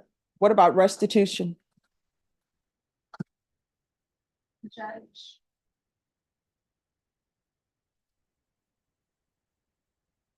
He has paid, the assessed restitution was $15.95. Yes. He's paid $631.50 with the balance of $963.50.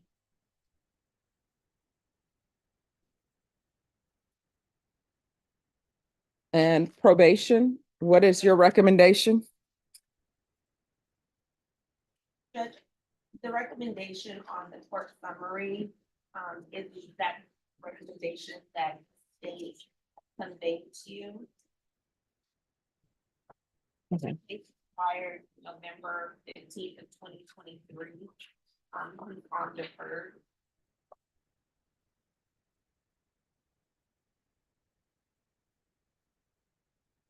All right, so you've been missing. You can't do that. That's the number one thing about probation is reporting. This is what the court is going to do. The court is finding violation of condition number 5 true. Court is going to find you guilty. Court is going to sentence you to 2 years in the prison, give you credit for any time served.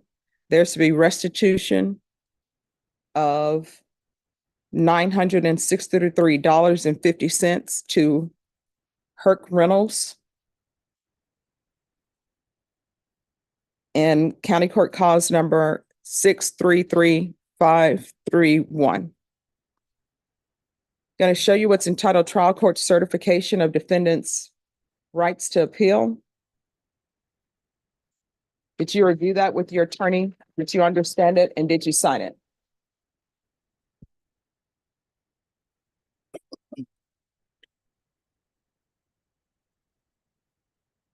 You have a limited right to appeal. That right to appeal is as it relates to the allegations in the motion, not the fact that you are on deferred adjudication. Because this is a felony conviction, you're not allowed to own or possess any weapons or ammunition. If you have a question of what a weapon or your ammunition is, you'll need to speak to an attorney.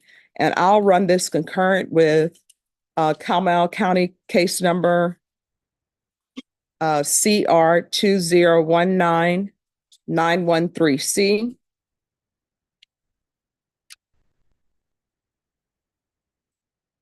And Guadalupe County cause number CCL 200839. All right, we can go off the record. Here's the thing, you can't avoid probation. When you're on probation, you got to make sure you follow through. I will tell you, and I know you've been to my court before, I always tell people if there's an issue, just let the court know. If there was an issue with your probation officer, then we would have had a hearing about that, because it's rare for me to revoke people because they don't have money for something. And your attorney will tell you that. All right, good luck to you.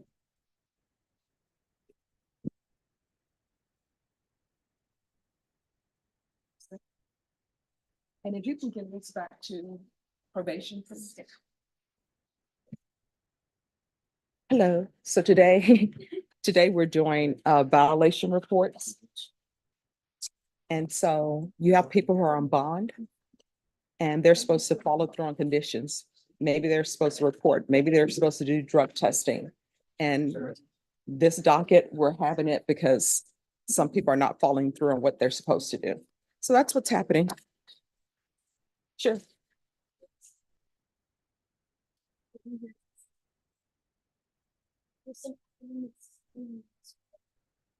PAP evaluation?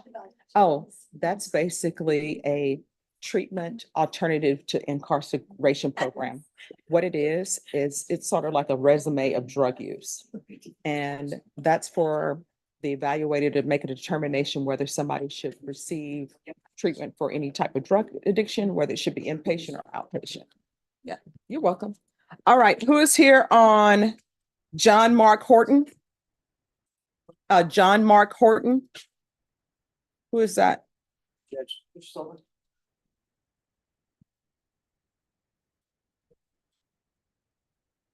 Yeah. All right, Mr. Sullivan, you filed this motion asking that the bond be reinstated. And my language is bad. I just spoke with the prosecutor. He can make a $5,000 bond. We understood he made some mistakes. He needs to address the court on that, obviously, but we are asking that you reinstate the $5,000 bond. All right, we're going to go on the record. Court is calling NIMAG number 743561, State of Texas versus John Mark Horton. Could our parties announce for the record for the state? Jason Garrett. Defense? Scott Sullivan from Mr. Horton, present and ready. All right, are you Mr. Horton? Yes. All right, so is he currently remanded without bond? Yes, yes. All right, and why was he remanded without bond? All right, and what was the misdemeanor charge?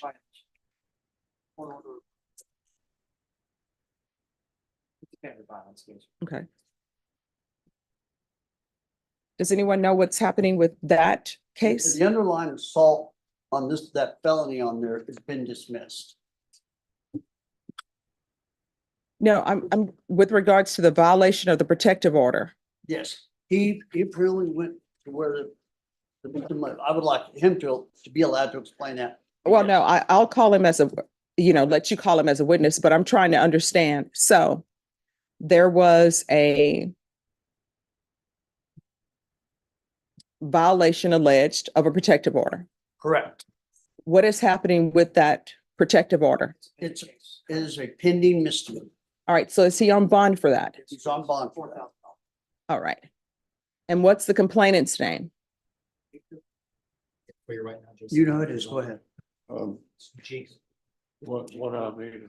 Who were you not supposed to Jacob go Horton. near? Oh, my son, Jacob Horton. All right. But, All right. No. I don't want to get into the facts of it. I just need to know the name because I may end up putting that in my order. All right. So other than the protective order and this drug case, are there any other criminal history related to Mr. Horton? There's one other misdemeanor theft pending. I'm sorry, you talking about Jacob Horton or the current? Oh, I'm sorry, John Horton. Okay, on him, he has somewhat of a checkered history, but nothing else pending except for the violation order and then also this pending case. All right, could I see a printout of his history if y'all have it?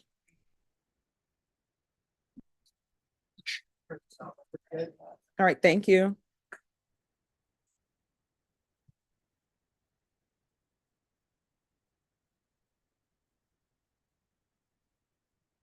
And we're off the record briefly.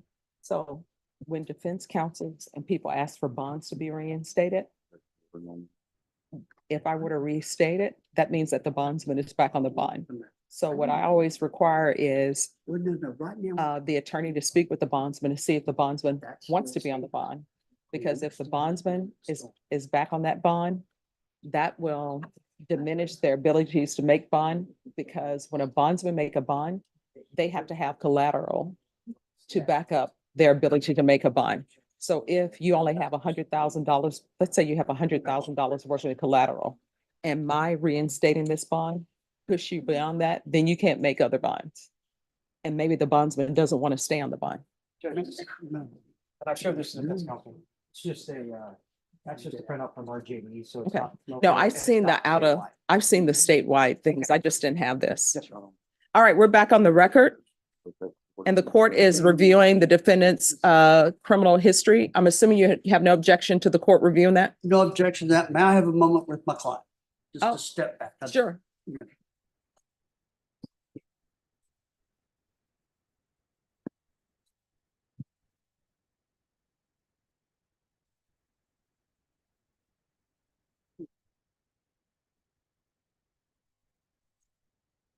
Thank you. Sure.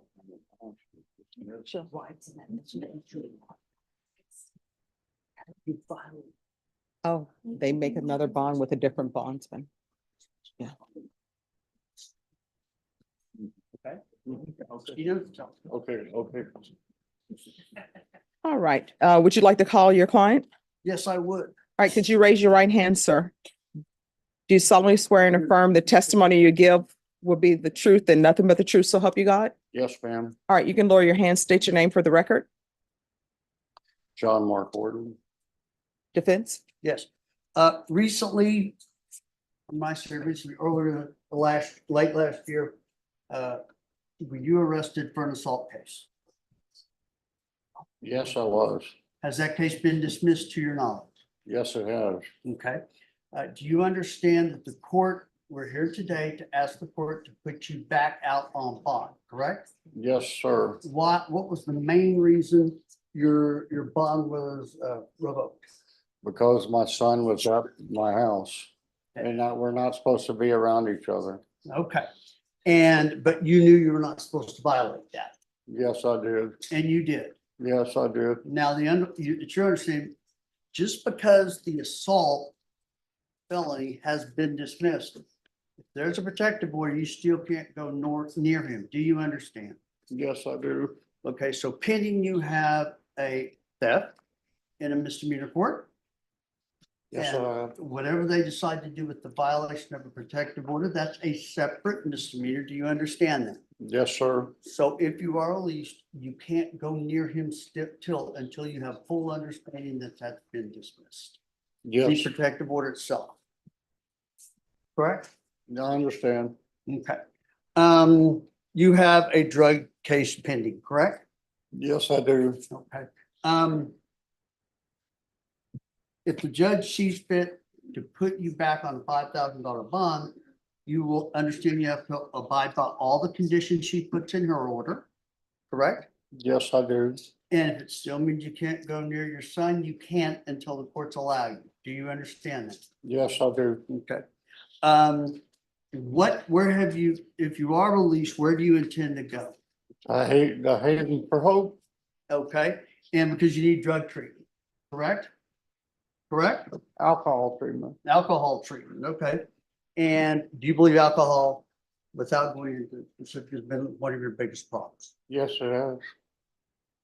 That's the only questions we have for this. Nothing from the state. All right. Any objection to my asking some questions? No, not at all, Your Honor. All right. Both parties have said they agree to a $5,000 bond. Are you able to make that bond? Yes, I will. When I get my social security check next week. All right. So with regards to this violation of protective order, I heard you say that your son was at your home. Yes, he lives with me. We never moved out. As soon as I got out of court, I went right home because that's the only place I had to go. And my son, he's 20 years old. He lives there. All right. And who else lives there besides your son? My wife, So the alcohol issues, what's the issue with the alcohol? I drink a lot every day. And it just caused me a lot of problems. All right. And state with regards to the possession case that we're here for, how long are you expecting the indictment if you're able to obtain an indictment? While he's doing that, may I address the court on that issue briefly? Oh, just 1 second. I don't think.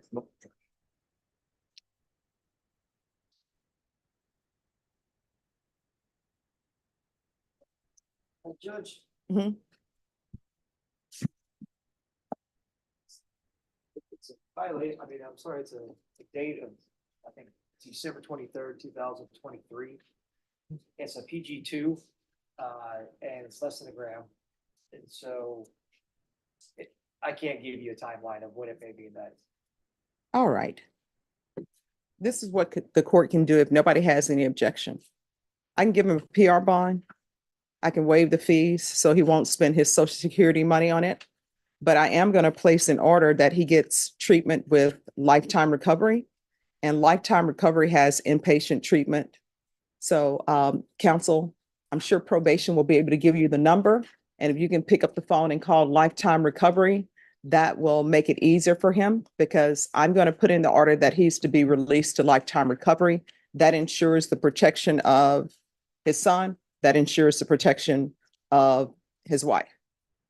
And Judge, I do agree with the evaluation. In talking with him, he can't quit alcohol. And the only way for him to do this and quit doing the things he's doing is quit alcohol. He needs major treatment, Your Honor. All right, so I'm going to set the bond at $5,000. I'm going to grant a PR bond. I'll waive the fees. And I'm going to ask for treatment at Lifetime Recovery.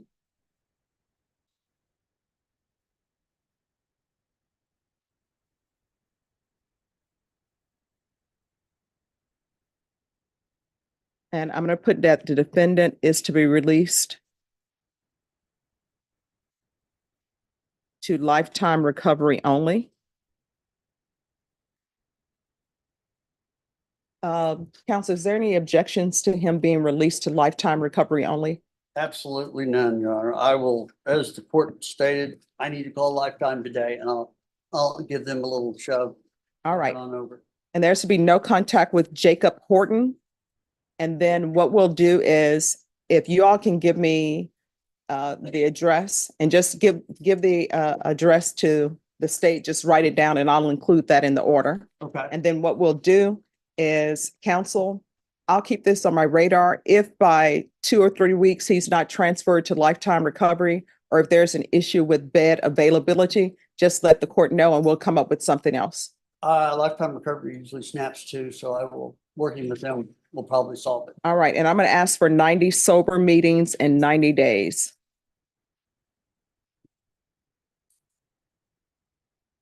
All right, is there anything else? All right, thank you. Thank you. Okay. Wherever you are, I don't have meetings here. Okay? I'm sorry. Just have a seat, Mr. Wood. Have a seat. All right.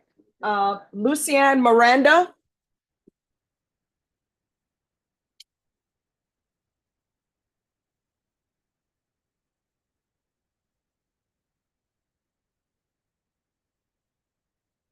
Hello. Good morning. Good morning. Just one moment. Hello. Hello. Spam.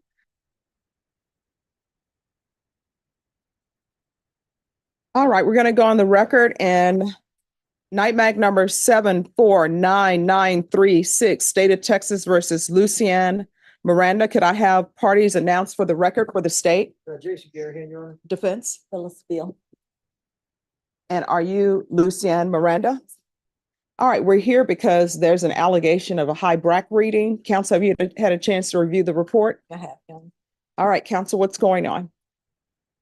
Well, I don't have that much information, Your Honor. All right, so Miss Miranda, Yes, this is your second violation report. yes, ma'am. All right, what's going on? So I'm aware of a morning. All right, let me have you raise your right hand. Do you solemnly swear or affirm the testimony you give will be the truth and nothing but the truth, so help you God? I do. All right, you can lower your hand, state your name for the record. Lucian Miranda? All right, you can lower your hand. So what's going on? Yes, Your Honor. I'm aware of a high reading in the morning. I was called by, so far, since pretrial, I've been communicating with Vanessa Flores. And there's a first lady, Tamika or something like that. I can look on my phone to double check, but. Well, they have mostly- your pretrial officer as Money Lawrence. Okay, that's what I'm gonna get at. So I've been with Vanessa Flores this entire time. I've been emailing her, just even last April when I calibrated. Mhm. My receipt went to Vanessa Flores. I received a phone call from the lady you just mentioned last Thursday, where she asked me which was the day after or the day of that I calibrated. She asked me if I had a high reading that day or the day before, which I did not. I do remember when I started my car the day of calibration, I use it to take the kids to school, work. And when on the road to drop off the kids, I have to blow a clean breath to turn on my car. And occasionally while driving, operating. Well, here's the thing. Yes, ma'am. Let's start with this. On May 2nd, they have a high BRAC reading. Yes, ma'am. And then that doesn't clear until, that's at 7:10 a.m. Okay. So Yes, why is I- there a high BRAC reading? I don't have an excuse. I do know that I would use mouthwash. I stopped using that. That is what she asked me. Again, Judge, I don't have an excuse for that. I cut alcohol out of my house. I'm not drinking. When this lady called me last Thursday, she asked me about the reading on the day of that she called me.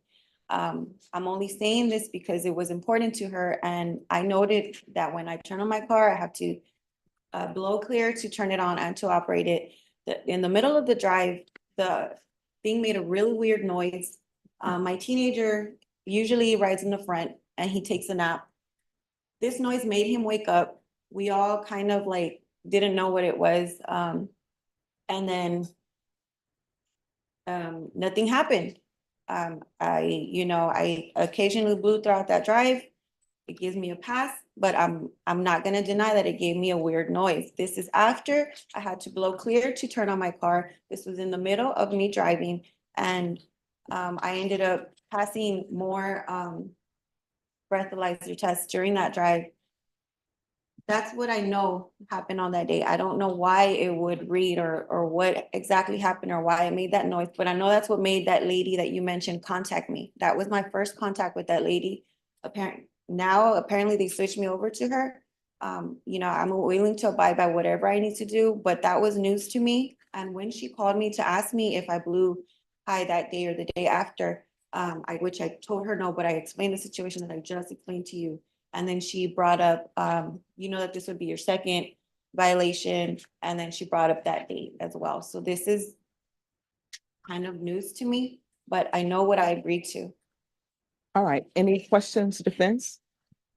I don't have any questions. State, any questions? All right, state, what are you requesting? Your, a little of her history, we're asking that she, at least have some weekly UAs for probably 60 days to make sure that there's no alcohol abuse or alcohol ingestion. And then also, just a weekly reporting for that time, Your Honor. Defense? I think she would be agree with that.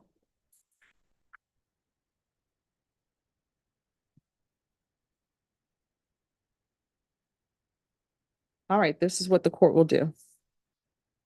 The court is going to continue you on the ignition and lock. There's going to be drug and alcohol testing. That will be random. I'll ask that the fees be waived. And there'll be weekly reporting for 60 days. All right, is there anything else that you need from the court to be successful on bond? No, Your Honor. Now's the time to ask. Here's the thing, we can go off the record. I want you to be successful on bond. You have children. I don't want you to end up getting revoked on your bond and going to jail. I don't know what's going to end up happening with this case because I don't have any information before me about the case. But if you feel as though you need to do AA meetings or NA meetings, then do it. No one's going to hold it against you. I guarantee you the state, if this case ends up being a plea, I guarantee you the state is not going to say, oh, she's doing AA meetings or NA meetings, so we definitely need her to go to prison. Sometimes whether cases end up getting dismissed or not, it's just, we all need to improve ourselves and work on that. You understand? So if you need AA meetings or NA meetings, do it. It's not going to be held against you. All right? Thank you, Judge. Yes, ma'am. All right. Is there anything else? All right. Thank you. Thank you, Judge. You're welcome. Who's here on Lirio Marie Labardi? Judge.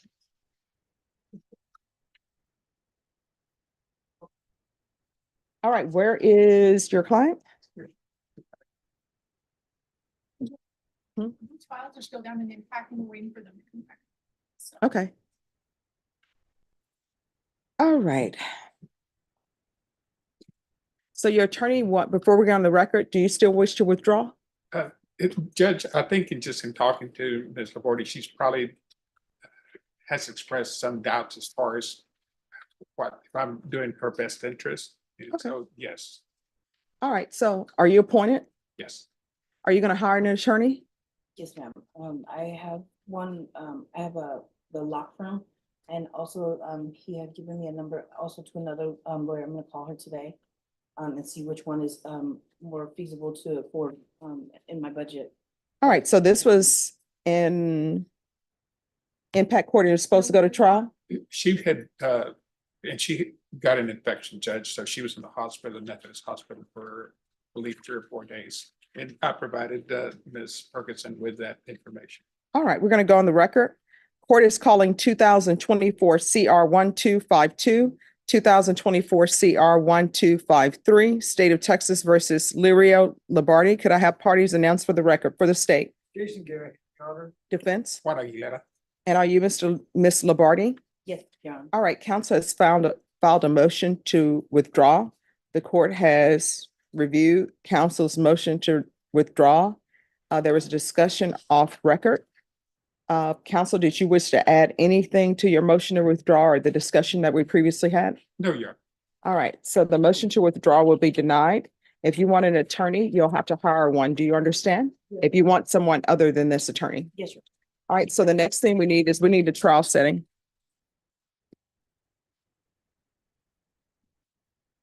And why do they still have the files in impact? They're not trying it.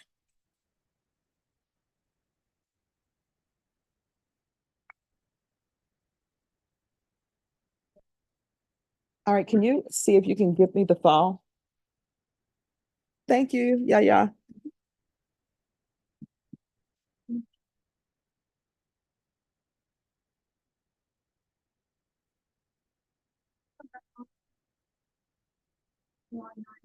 Because I'm gonna be gone between July the first and the 18th. Okay. And I've got my, I've had it since February. When I was in availability. No problem. What are the date? He's gonna be gone in July.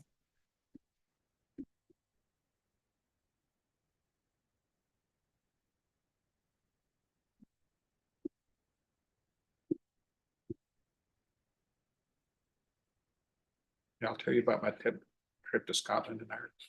Oh, I love Scotland. When's August 5th? 6th. That's my wedding anniversary, Judge. That's fine. All right. Oops.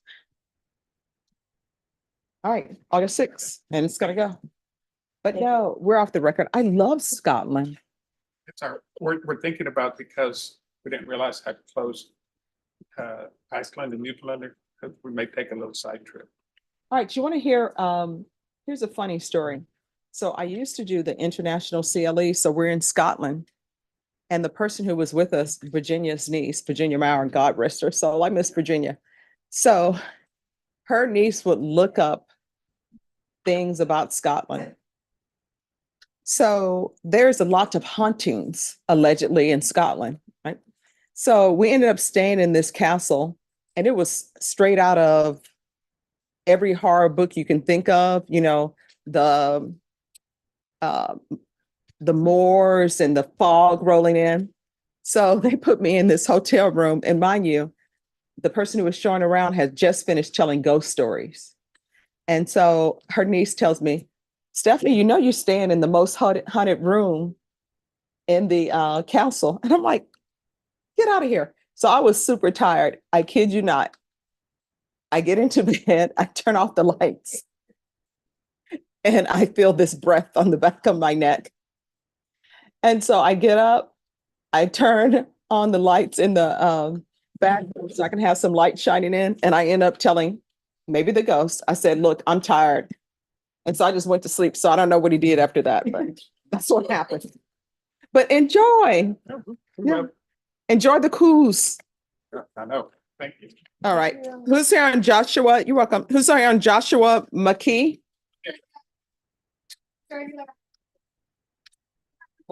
Morning. All right. You all need to write something better than this. There's no room for me to write on it. Okay. So if y'all want to do that, and is your client here? He's not here. He's on his way from Houston. All right. So I'll need to have him here if y'all are asking me to set a bond. Okay. All I thought that it can get set and he just needs to turn himself in within 24 hours. No. Okay. Okay. So last time I did a bond, you told me to go to Judge Nahara and then they entered it.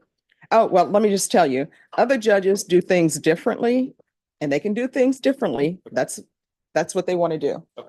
But I will tell you, in this court, that's what I order, because I need to see the person and there are questions that need to be asked. Otherwise, No, I understand that. But that's what you told me to do. yeah, go to Judge Nahara. But here's the thing, things have changed. Okay. Judge Nahara is no longer accepting these because it's been decided, it's been decided that he is, his duties have changed. So do you have a docket tomorrow? Yeah. Okay. So bring him here at 9 then tomorrow and then. Sure. Okay. Sounds like fun. Thank you, Judge. All right. And if y'all will bring a motion, that would be great. Little motion? Yeah. Okay. Well, I mean, am I gonna be able to file it without it? Oh, no, just bring it in. Something for me to write on. Sure. All right. Who's here? Ramsey Ibraham. Good morning. Good morning. Deputy Lord, could you make an announcement for Ramsey Ibraham?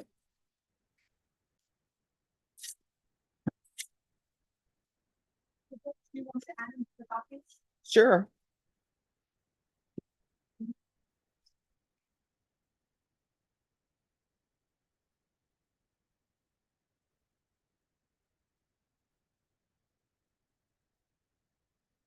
Sure.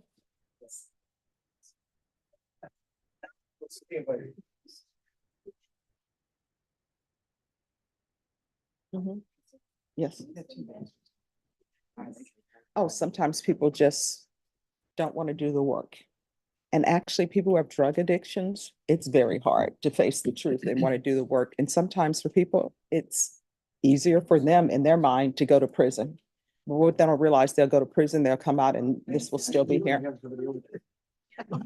All right, court is going to call 2024 CR 3624, State of Texas versus Ramsey Ibraham. Could I have parties announced for the record for the state? Jason Garahan, Your Honor. For the defense? Jason Wolf for defense.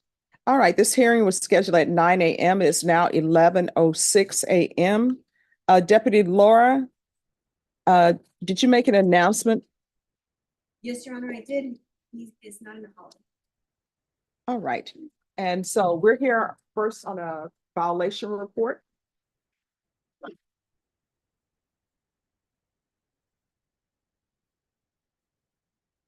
And state it's a PR bond. Yes.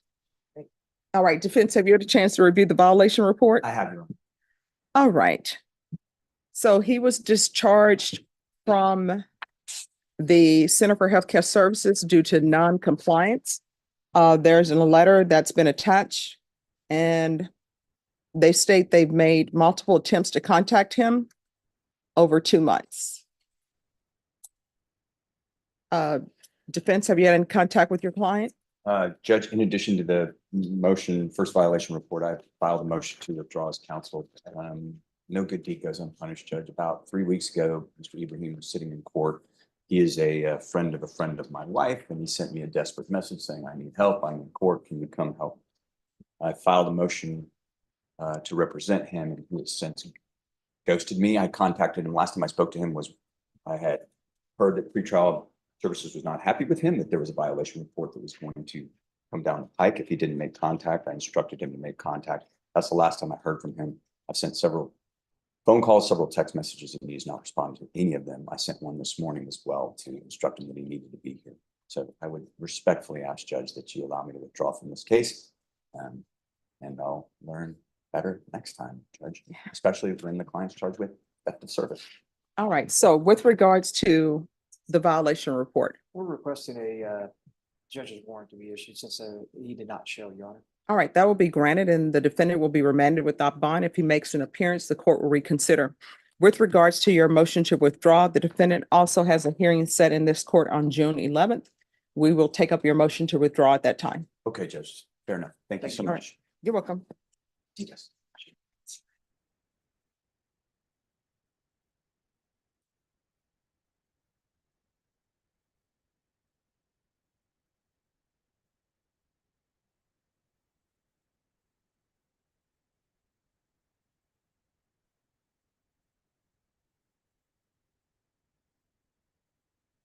All right. Could I see all of the rest of the cases, please? And we'll go down the line.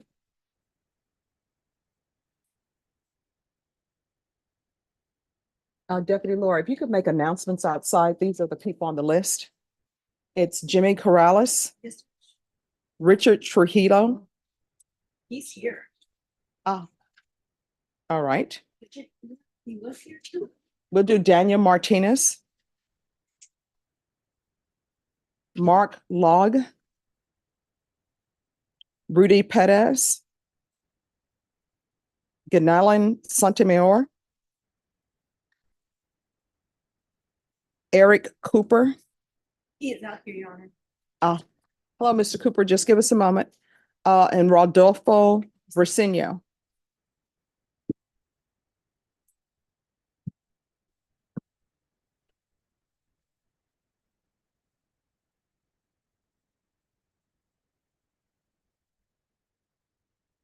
Okay, oh, no problem. You're so welcome. Oh, come in anytime.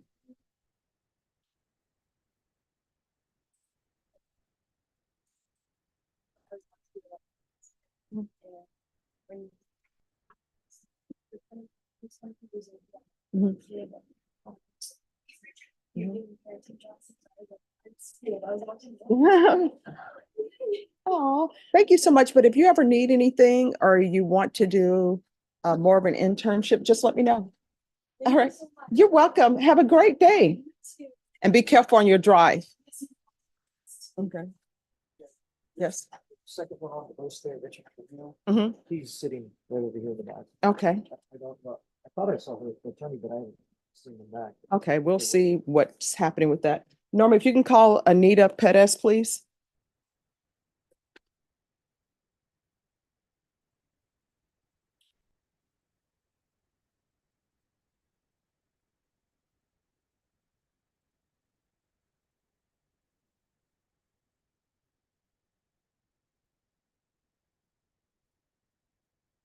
Mr. Trujillo, do you have your attorney's phone number? All right, if you can call her, please.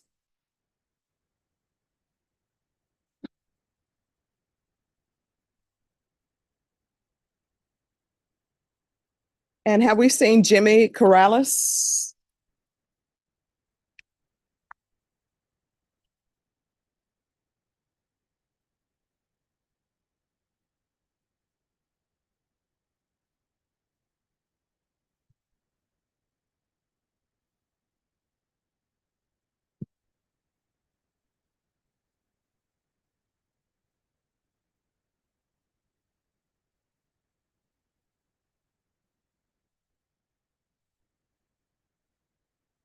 All righty, we'll go down our list.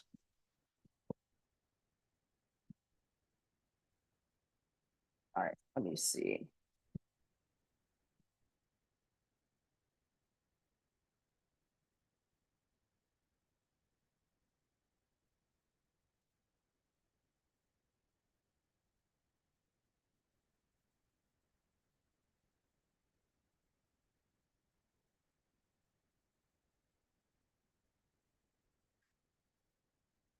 And Norma, if you can call Will Brooks. He sent me an email, Judge. Mhm. I thought I attached it to the file. Contact with me. No, it's not attached to the file. All right, we're gonna go on the record on Jimmy Corrales. Yes. The court is calling 2024 CR 4938, State of Texas versus Jimmy Corrales for the state. Jason Garahan, Your Honor. All right, he's on a PR bond. This is the second violation report. The defendant has never appeared. The court previously gave the defendant 7 days to appear. Defense attorney has had no contact with Mr. Corrales' state. Judge, we're asking for just one. All right, that will be granted, and he'll be remanded without bond. If he makes an appearance, the court will reconsider.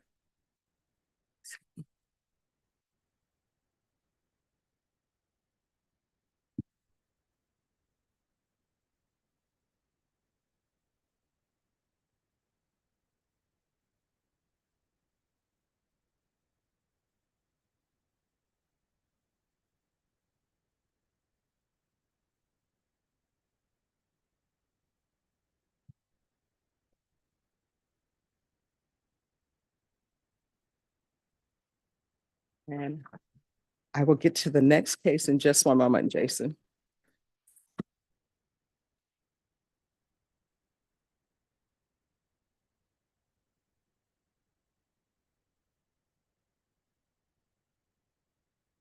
All right, that one's a judge's warrant.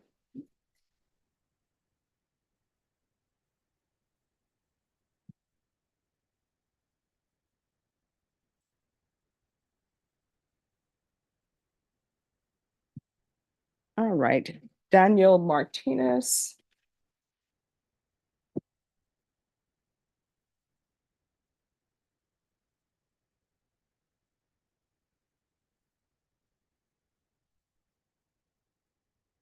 All right, the court is going to call night mag number 746868, State of Texas versus Daniel Martinez. This is a PR bond. State, if you announce for the record. Jason Garahan, Your Honor. All right. It looks like he has two night bags, Judge. I don't know. Well, this is the only one they filed the Okay, violation okay, I just report wanted on. to make sure. Because he hasn't indicted. Okay. Oh, okay, okay. All right, so the defendant did not appear today. It is currently 11:15 a.m. Deputy, did you make an announcement? Yes, I did, Your Honor. He is not in the hallway. All right, this is a third violation report. The court gave the defendant 14 days to comply. He has not complied with pretrial services. State. It's requesting, is it a PR bond, Judge? If it is PR bond, we're asking for a judge warrant, and if not, bond forfeiture. All right, it's a PR bond, and the court will grant the judge's warrant and remand him without bond. If he makes an appearance, the court will reconsider.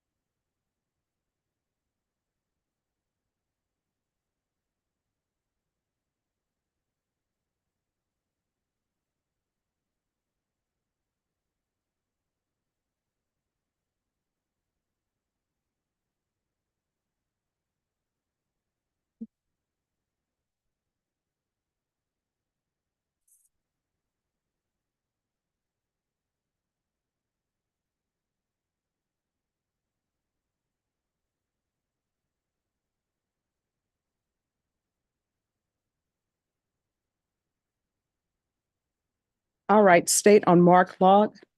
There's a request for a travel permit, and I believe this is with you, Zach. Yes, Judge. Yes. They're asking to travel to Galveston to go on a cruise. Let me confirm some things here. Okay. Judge, I think I talked to Ally about that. She said she was opposed to it, but she'll leave it up to the court to decide. Well, yeah, we're not going to leave it up to the court to decide. Somebody's going to have to, as Bashan would say, stand on business and let me know if they have any objections to this. What Ally said she did. She said she was opposed to it. Okay. That's what she told me. All right, so if she's opposed to it, But she all said right. she'll leave it to the discretion. No, if she's opposed to it, we'll go on the record with the opposed, but defense counsel is not here and neither is defense's client. So the court is not going to hear this unless they're present.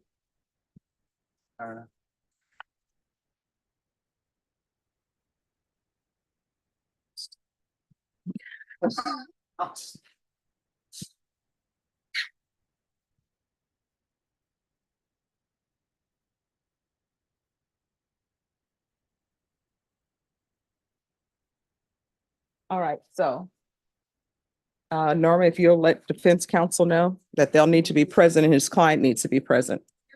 Send him an email. Okay. Sure. All right, Rudy Petz. State. All right, and this is PR bond. Court is calling NIMAG number 7525000, State of Texas versus Rudy Petz. Could I have parties announced for the record for the state? Jason Garahan, Your Honor. All right, this hearing was scheduled at 9 a.m. It's now 11:18 a.m. This is the defendant's fourth violation report. The defendant is currently on a PR bond. The court gave him time to comply. And according to the violation report, the defendant is not in compliance. Deputy, did you make an announcement? Yes, Your Honor, I did. All right, state. The state's requesting a judge's warrant, Your Honor. All right, that'll be granted. Defendant will be remanded without bond. If he makes an appearance, the court will reconsider.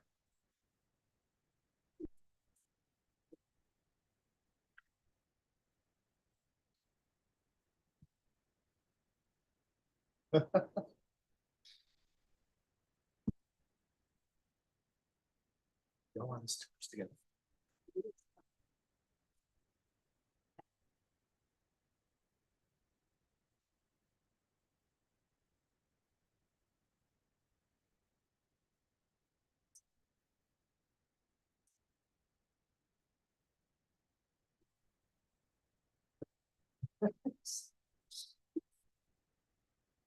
All right, Santor. And this is criminal trial division and it's a PR bond. Court is calling NIMAG number 7600787, State of Texas versus Galan Santor for the state. Jason Garahan. All right, this hearing is scheduled at 9 a.m. It is now 11:20 a.m. Deputy, did you make an announcement? Yes, Your Honor, I did. She is in the hallway. All right, this is the first violation report. The defendant has not reported to the pretrial service officer state? State's requested of Judge. All right, that'll be granted. If the defendant makes an appearance, the court will reconsider.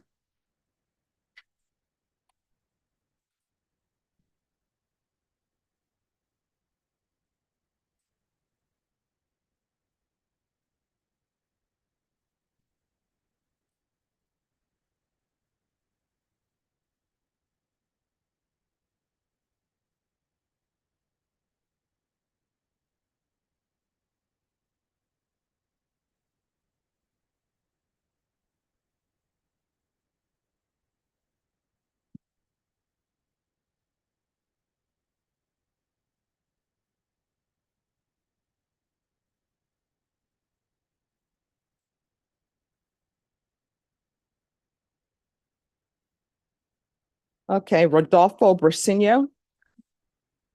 And this is criminal trial division. Court is calling NIMAC number 750076, State of Texas versus Rodolfo Binho for the state. Jason Garrett. All right, this hearing was scheduled at 9 a.m. It's now 11:21 a.m. Deputy, did you make an announcement? Yes, I did, Your Honor. He's not in the hallway. All right, this is the defendant's second violation report. The court gave the defendant a chance to get into compliance, and that has not happened. He's still out of compliance with pretrial services state. State's requested of Judge. All right, that'll be granted. The defendant will be remanded without bond. If the defendant makes an appearance, the court will reconsider.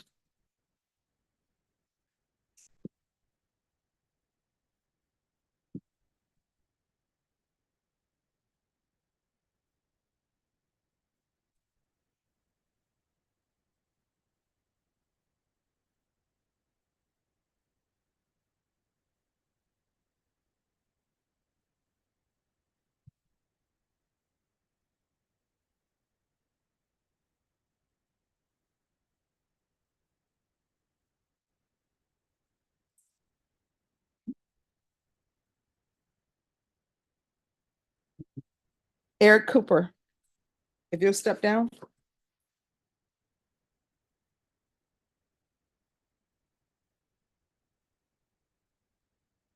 And I don't know, this was family violence. Cooper, Judge? Yes, it's family violence / criminal trial division. I think, because he's on bond for burglary habitation force. And he also now has an unauthorized use of a vehicle. I thought the bird cab was a CTV case, but Judge, Oh, is it? And I could be wrong. I absolutely could. It's not listed. Yes, I believe.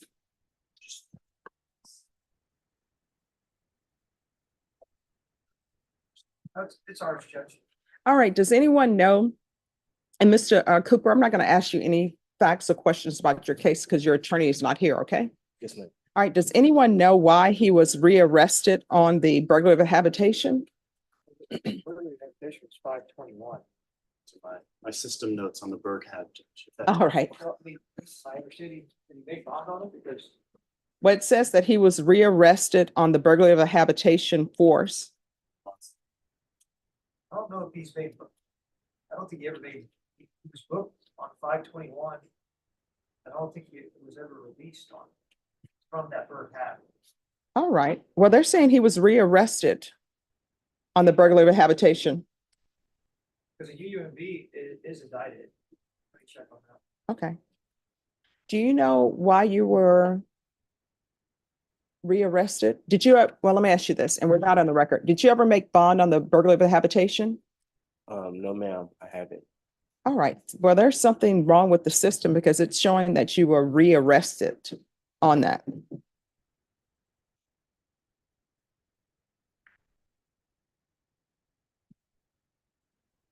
It looks like on February 27, 2024, they made bond on the UUMB, that PR bond for that. They reached the jail on February 28th.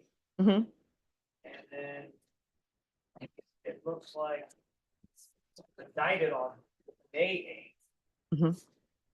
And then he was arrested for the bird cab on May 21st. Okay. All right, so this is what I'm going to do. I'm not going to make a ruling on the unauthorized use case because his attorney is not present. So State, do you have any objection that he be continued on the current conditions? Or what I can do is I can still have a hearing on it, but we'll do a hearing when his attorney is here. Judge, that's fine. Looks like he's still on bond for the UUMB. Okay. So, oh, that's why, because it's a violation. Mm-hmm. Okay. All right, so what we're going to do is we're going to recall you, Deputy Laura. I'm sorry, Deputy Mejia. We're going to recall him for tomorrow. Can you put him on tomorrow's list? We'll recall you for tomorrow and have you here and have your attorney here. Sure. I've been trying to get in contact with my lawyer. My family has been trying to get in contact with my lawyer. There's no answer. All right, have you ever had contact with him? Never. All right, just have a seat. We're going to take care of this. Appreciate it. Sure. One more question. Yes. Oh. Don't do a Lenny on me. Can I ask you just one more thing? What's going on? He's young. He doesn't recognize him. It's my first time going through this. All right. So just, I tell you what, don't ask me any more questions right now. Let me see. We're going to try to get an attorney here for you. Okay. Yes, ma'am. All right. Appreciate it. Can you mute us, please?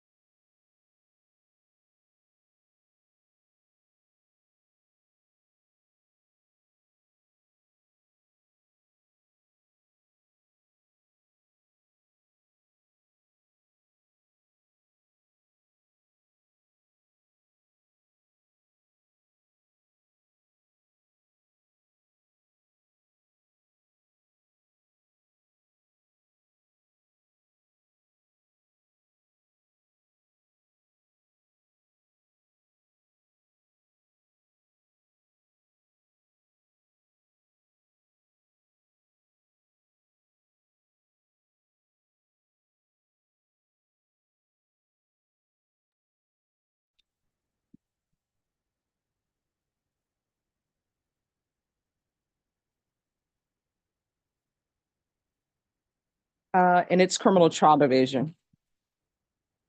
Court is calling 2024 CR 4973, State of Texas versus Richard Trujillo. Can I have the parties announced for the record for the state? For the defense? Anita Perez for the defense. Are you Mr. Trujillo? Yes, ma'am. All right, so the court is in receipt of a violation report. It's saying that you're on lockout with your ignition interlock. Right. All right, defense?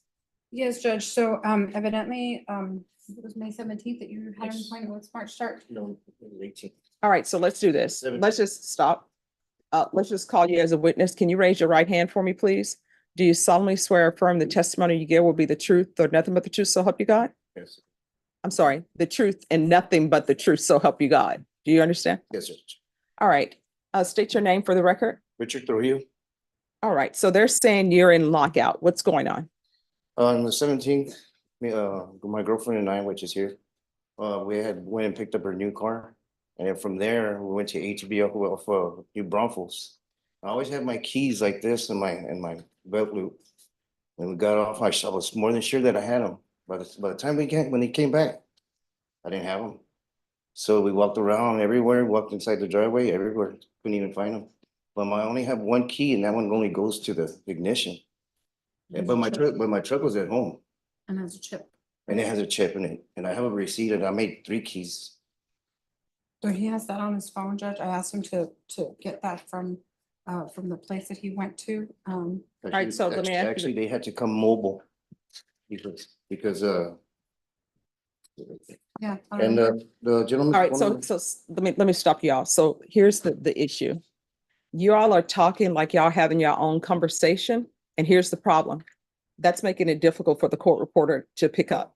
So when you all talk together like that, and you're facing each other, and everybody just speaking as though we're having a conversation, as though we're not in court, it makes it almost impossible for the court reporter to pick up everything. Yes, sir. So you're saying you were out with your girlfriend, Yes, and where did you all go? we went to HEB. All right. New Braunfels to pick up some groceries. All right. And so is this the car that has the ignition and all? That's her car. Who was driving? She is. All She right. She just bought that car. Here's the thing. Just listen to my questions and answer my questions. So you go with your girlfriend. Who's driving? She is. All right. And do you two live together at all? No. So you go and you come back home? No, I had no choice but to come back home. And I lost all my keys to the house too. All right. So just listen to my questions. Please just answer my questions. I'm taking this step by step. You go on errands with her. Is that correct? Yes, You find that your keys are missing. yes. What do you do next? Well, I had to start making phone calls and see where I could find a locksmith or somebody. All right. So who did you call? I called this friend of mine. He recommended this person and he had to come over because the truck was. All right. The person he recommended, was this a person to make you a new key? He made me 3. All right. So And they the had to person put- he recommended, Yes. was that the person to make you a new key? Yes or no? Yes, yes, sir. Did that person make you a new key? Yes. All right. Can you show those documentations to the state?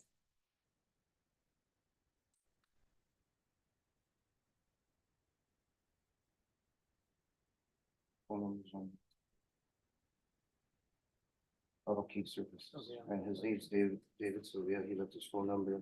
To see, again, don't do the mumbling by the court reporter. They're picking it up. Yes, thank you. All right. So you now have 3 keys to the vehicle. Yes, All right. When did they make you the new keys and you have possession of the new keys? yesterday. All right, yesterday. Mhm. So since that time, are you still in lockout? Yes, All right. Have you called pretrial services to explain to them what happened? not yet. I did. And if I may, Your Honor, I forwarded him the violation report. Was it yesterday or the day before? The day before. On Monday? Yes. I forwarded him the violation report on Monday, Judge. So I became aware of it Monday, and as soon as I got it, I grabbed my file and I forwarded the email to him. So. All right. Has anybody picked up the phone and called pretrial services? No. That's what you should have done. This morning I got pretrial had wanted me to go today for a urinalysis, which I was gonna do right after. All right. This is what we're going to do. Well, state, what are you requesting? State's requesting a report to pretrial for the UA, but then also report on this condition, Your Honor. And just for the record, I did view a document or receipt for 3 keys, which I might add were $375, which sounds accurate for those type of keys. And so the state would be just asking to continue him on his current conditions and tell him to recalibrate within the next, well, a couple days since he's reporting today.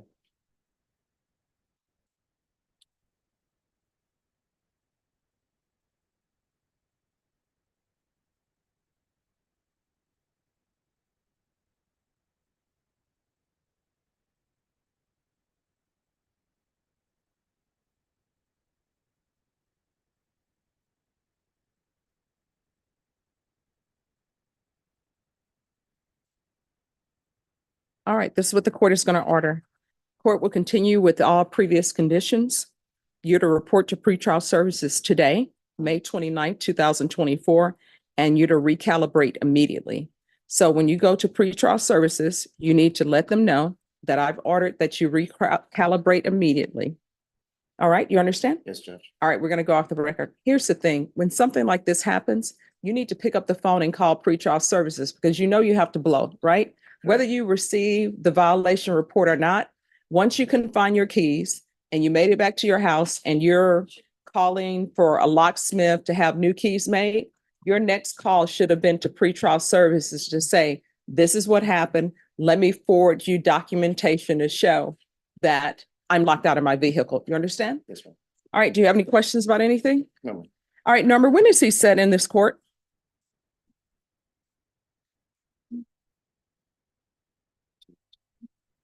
Do you have it already? I will receive, He just got the indictment, so. June 10th. All right, we'll see you back on June 10th. Do you need a reset form for that? All right, No, it's on June 10th. Yeah. all right, thank you. Just send me the letters. All right, so you're welcome. Thank you. So we'll be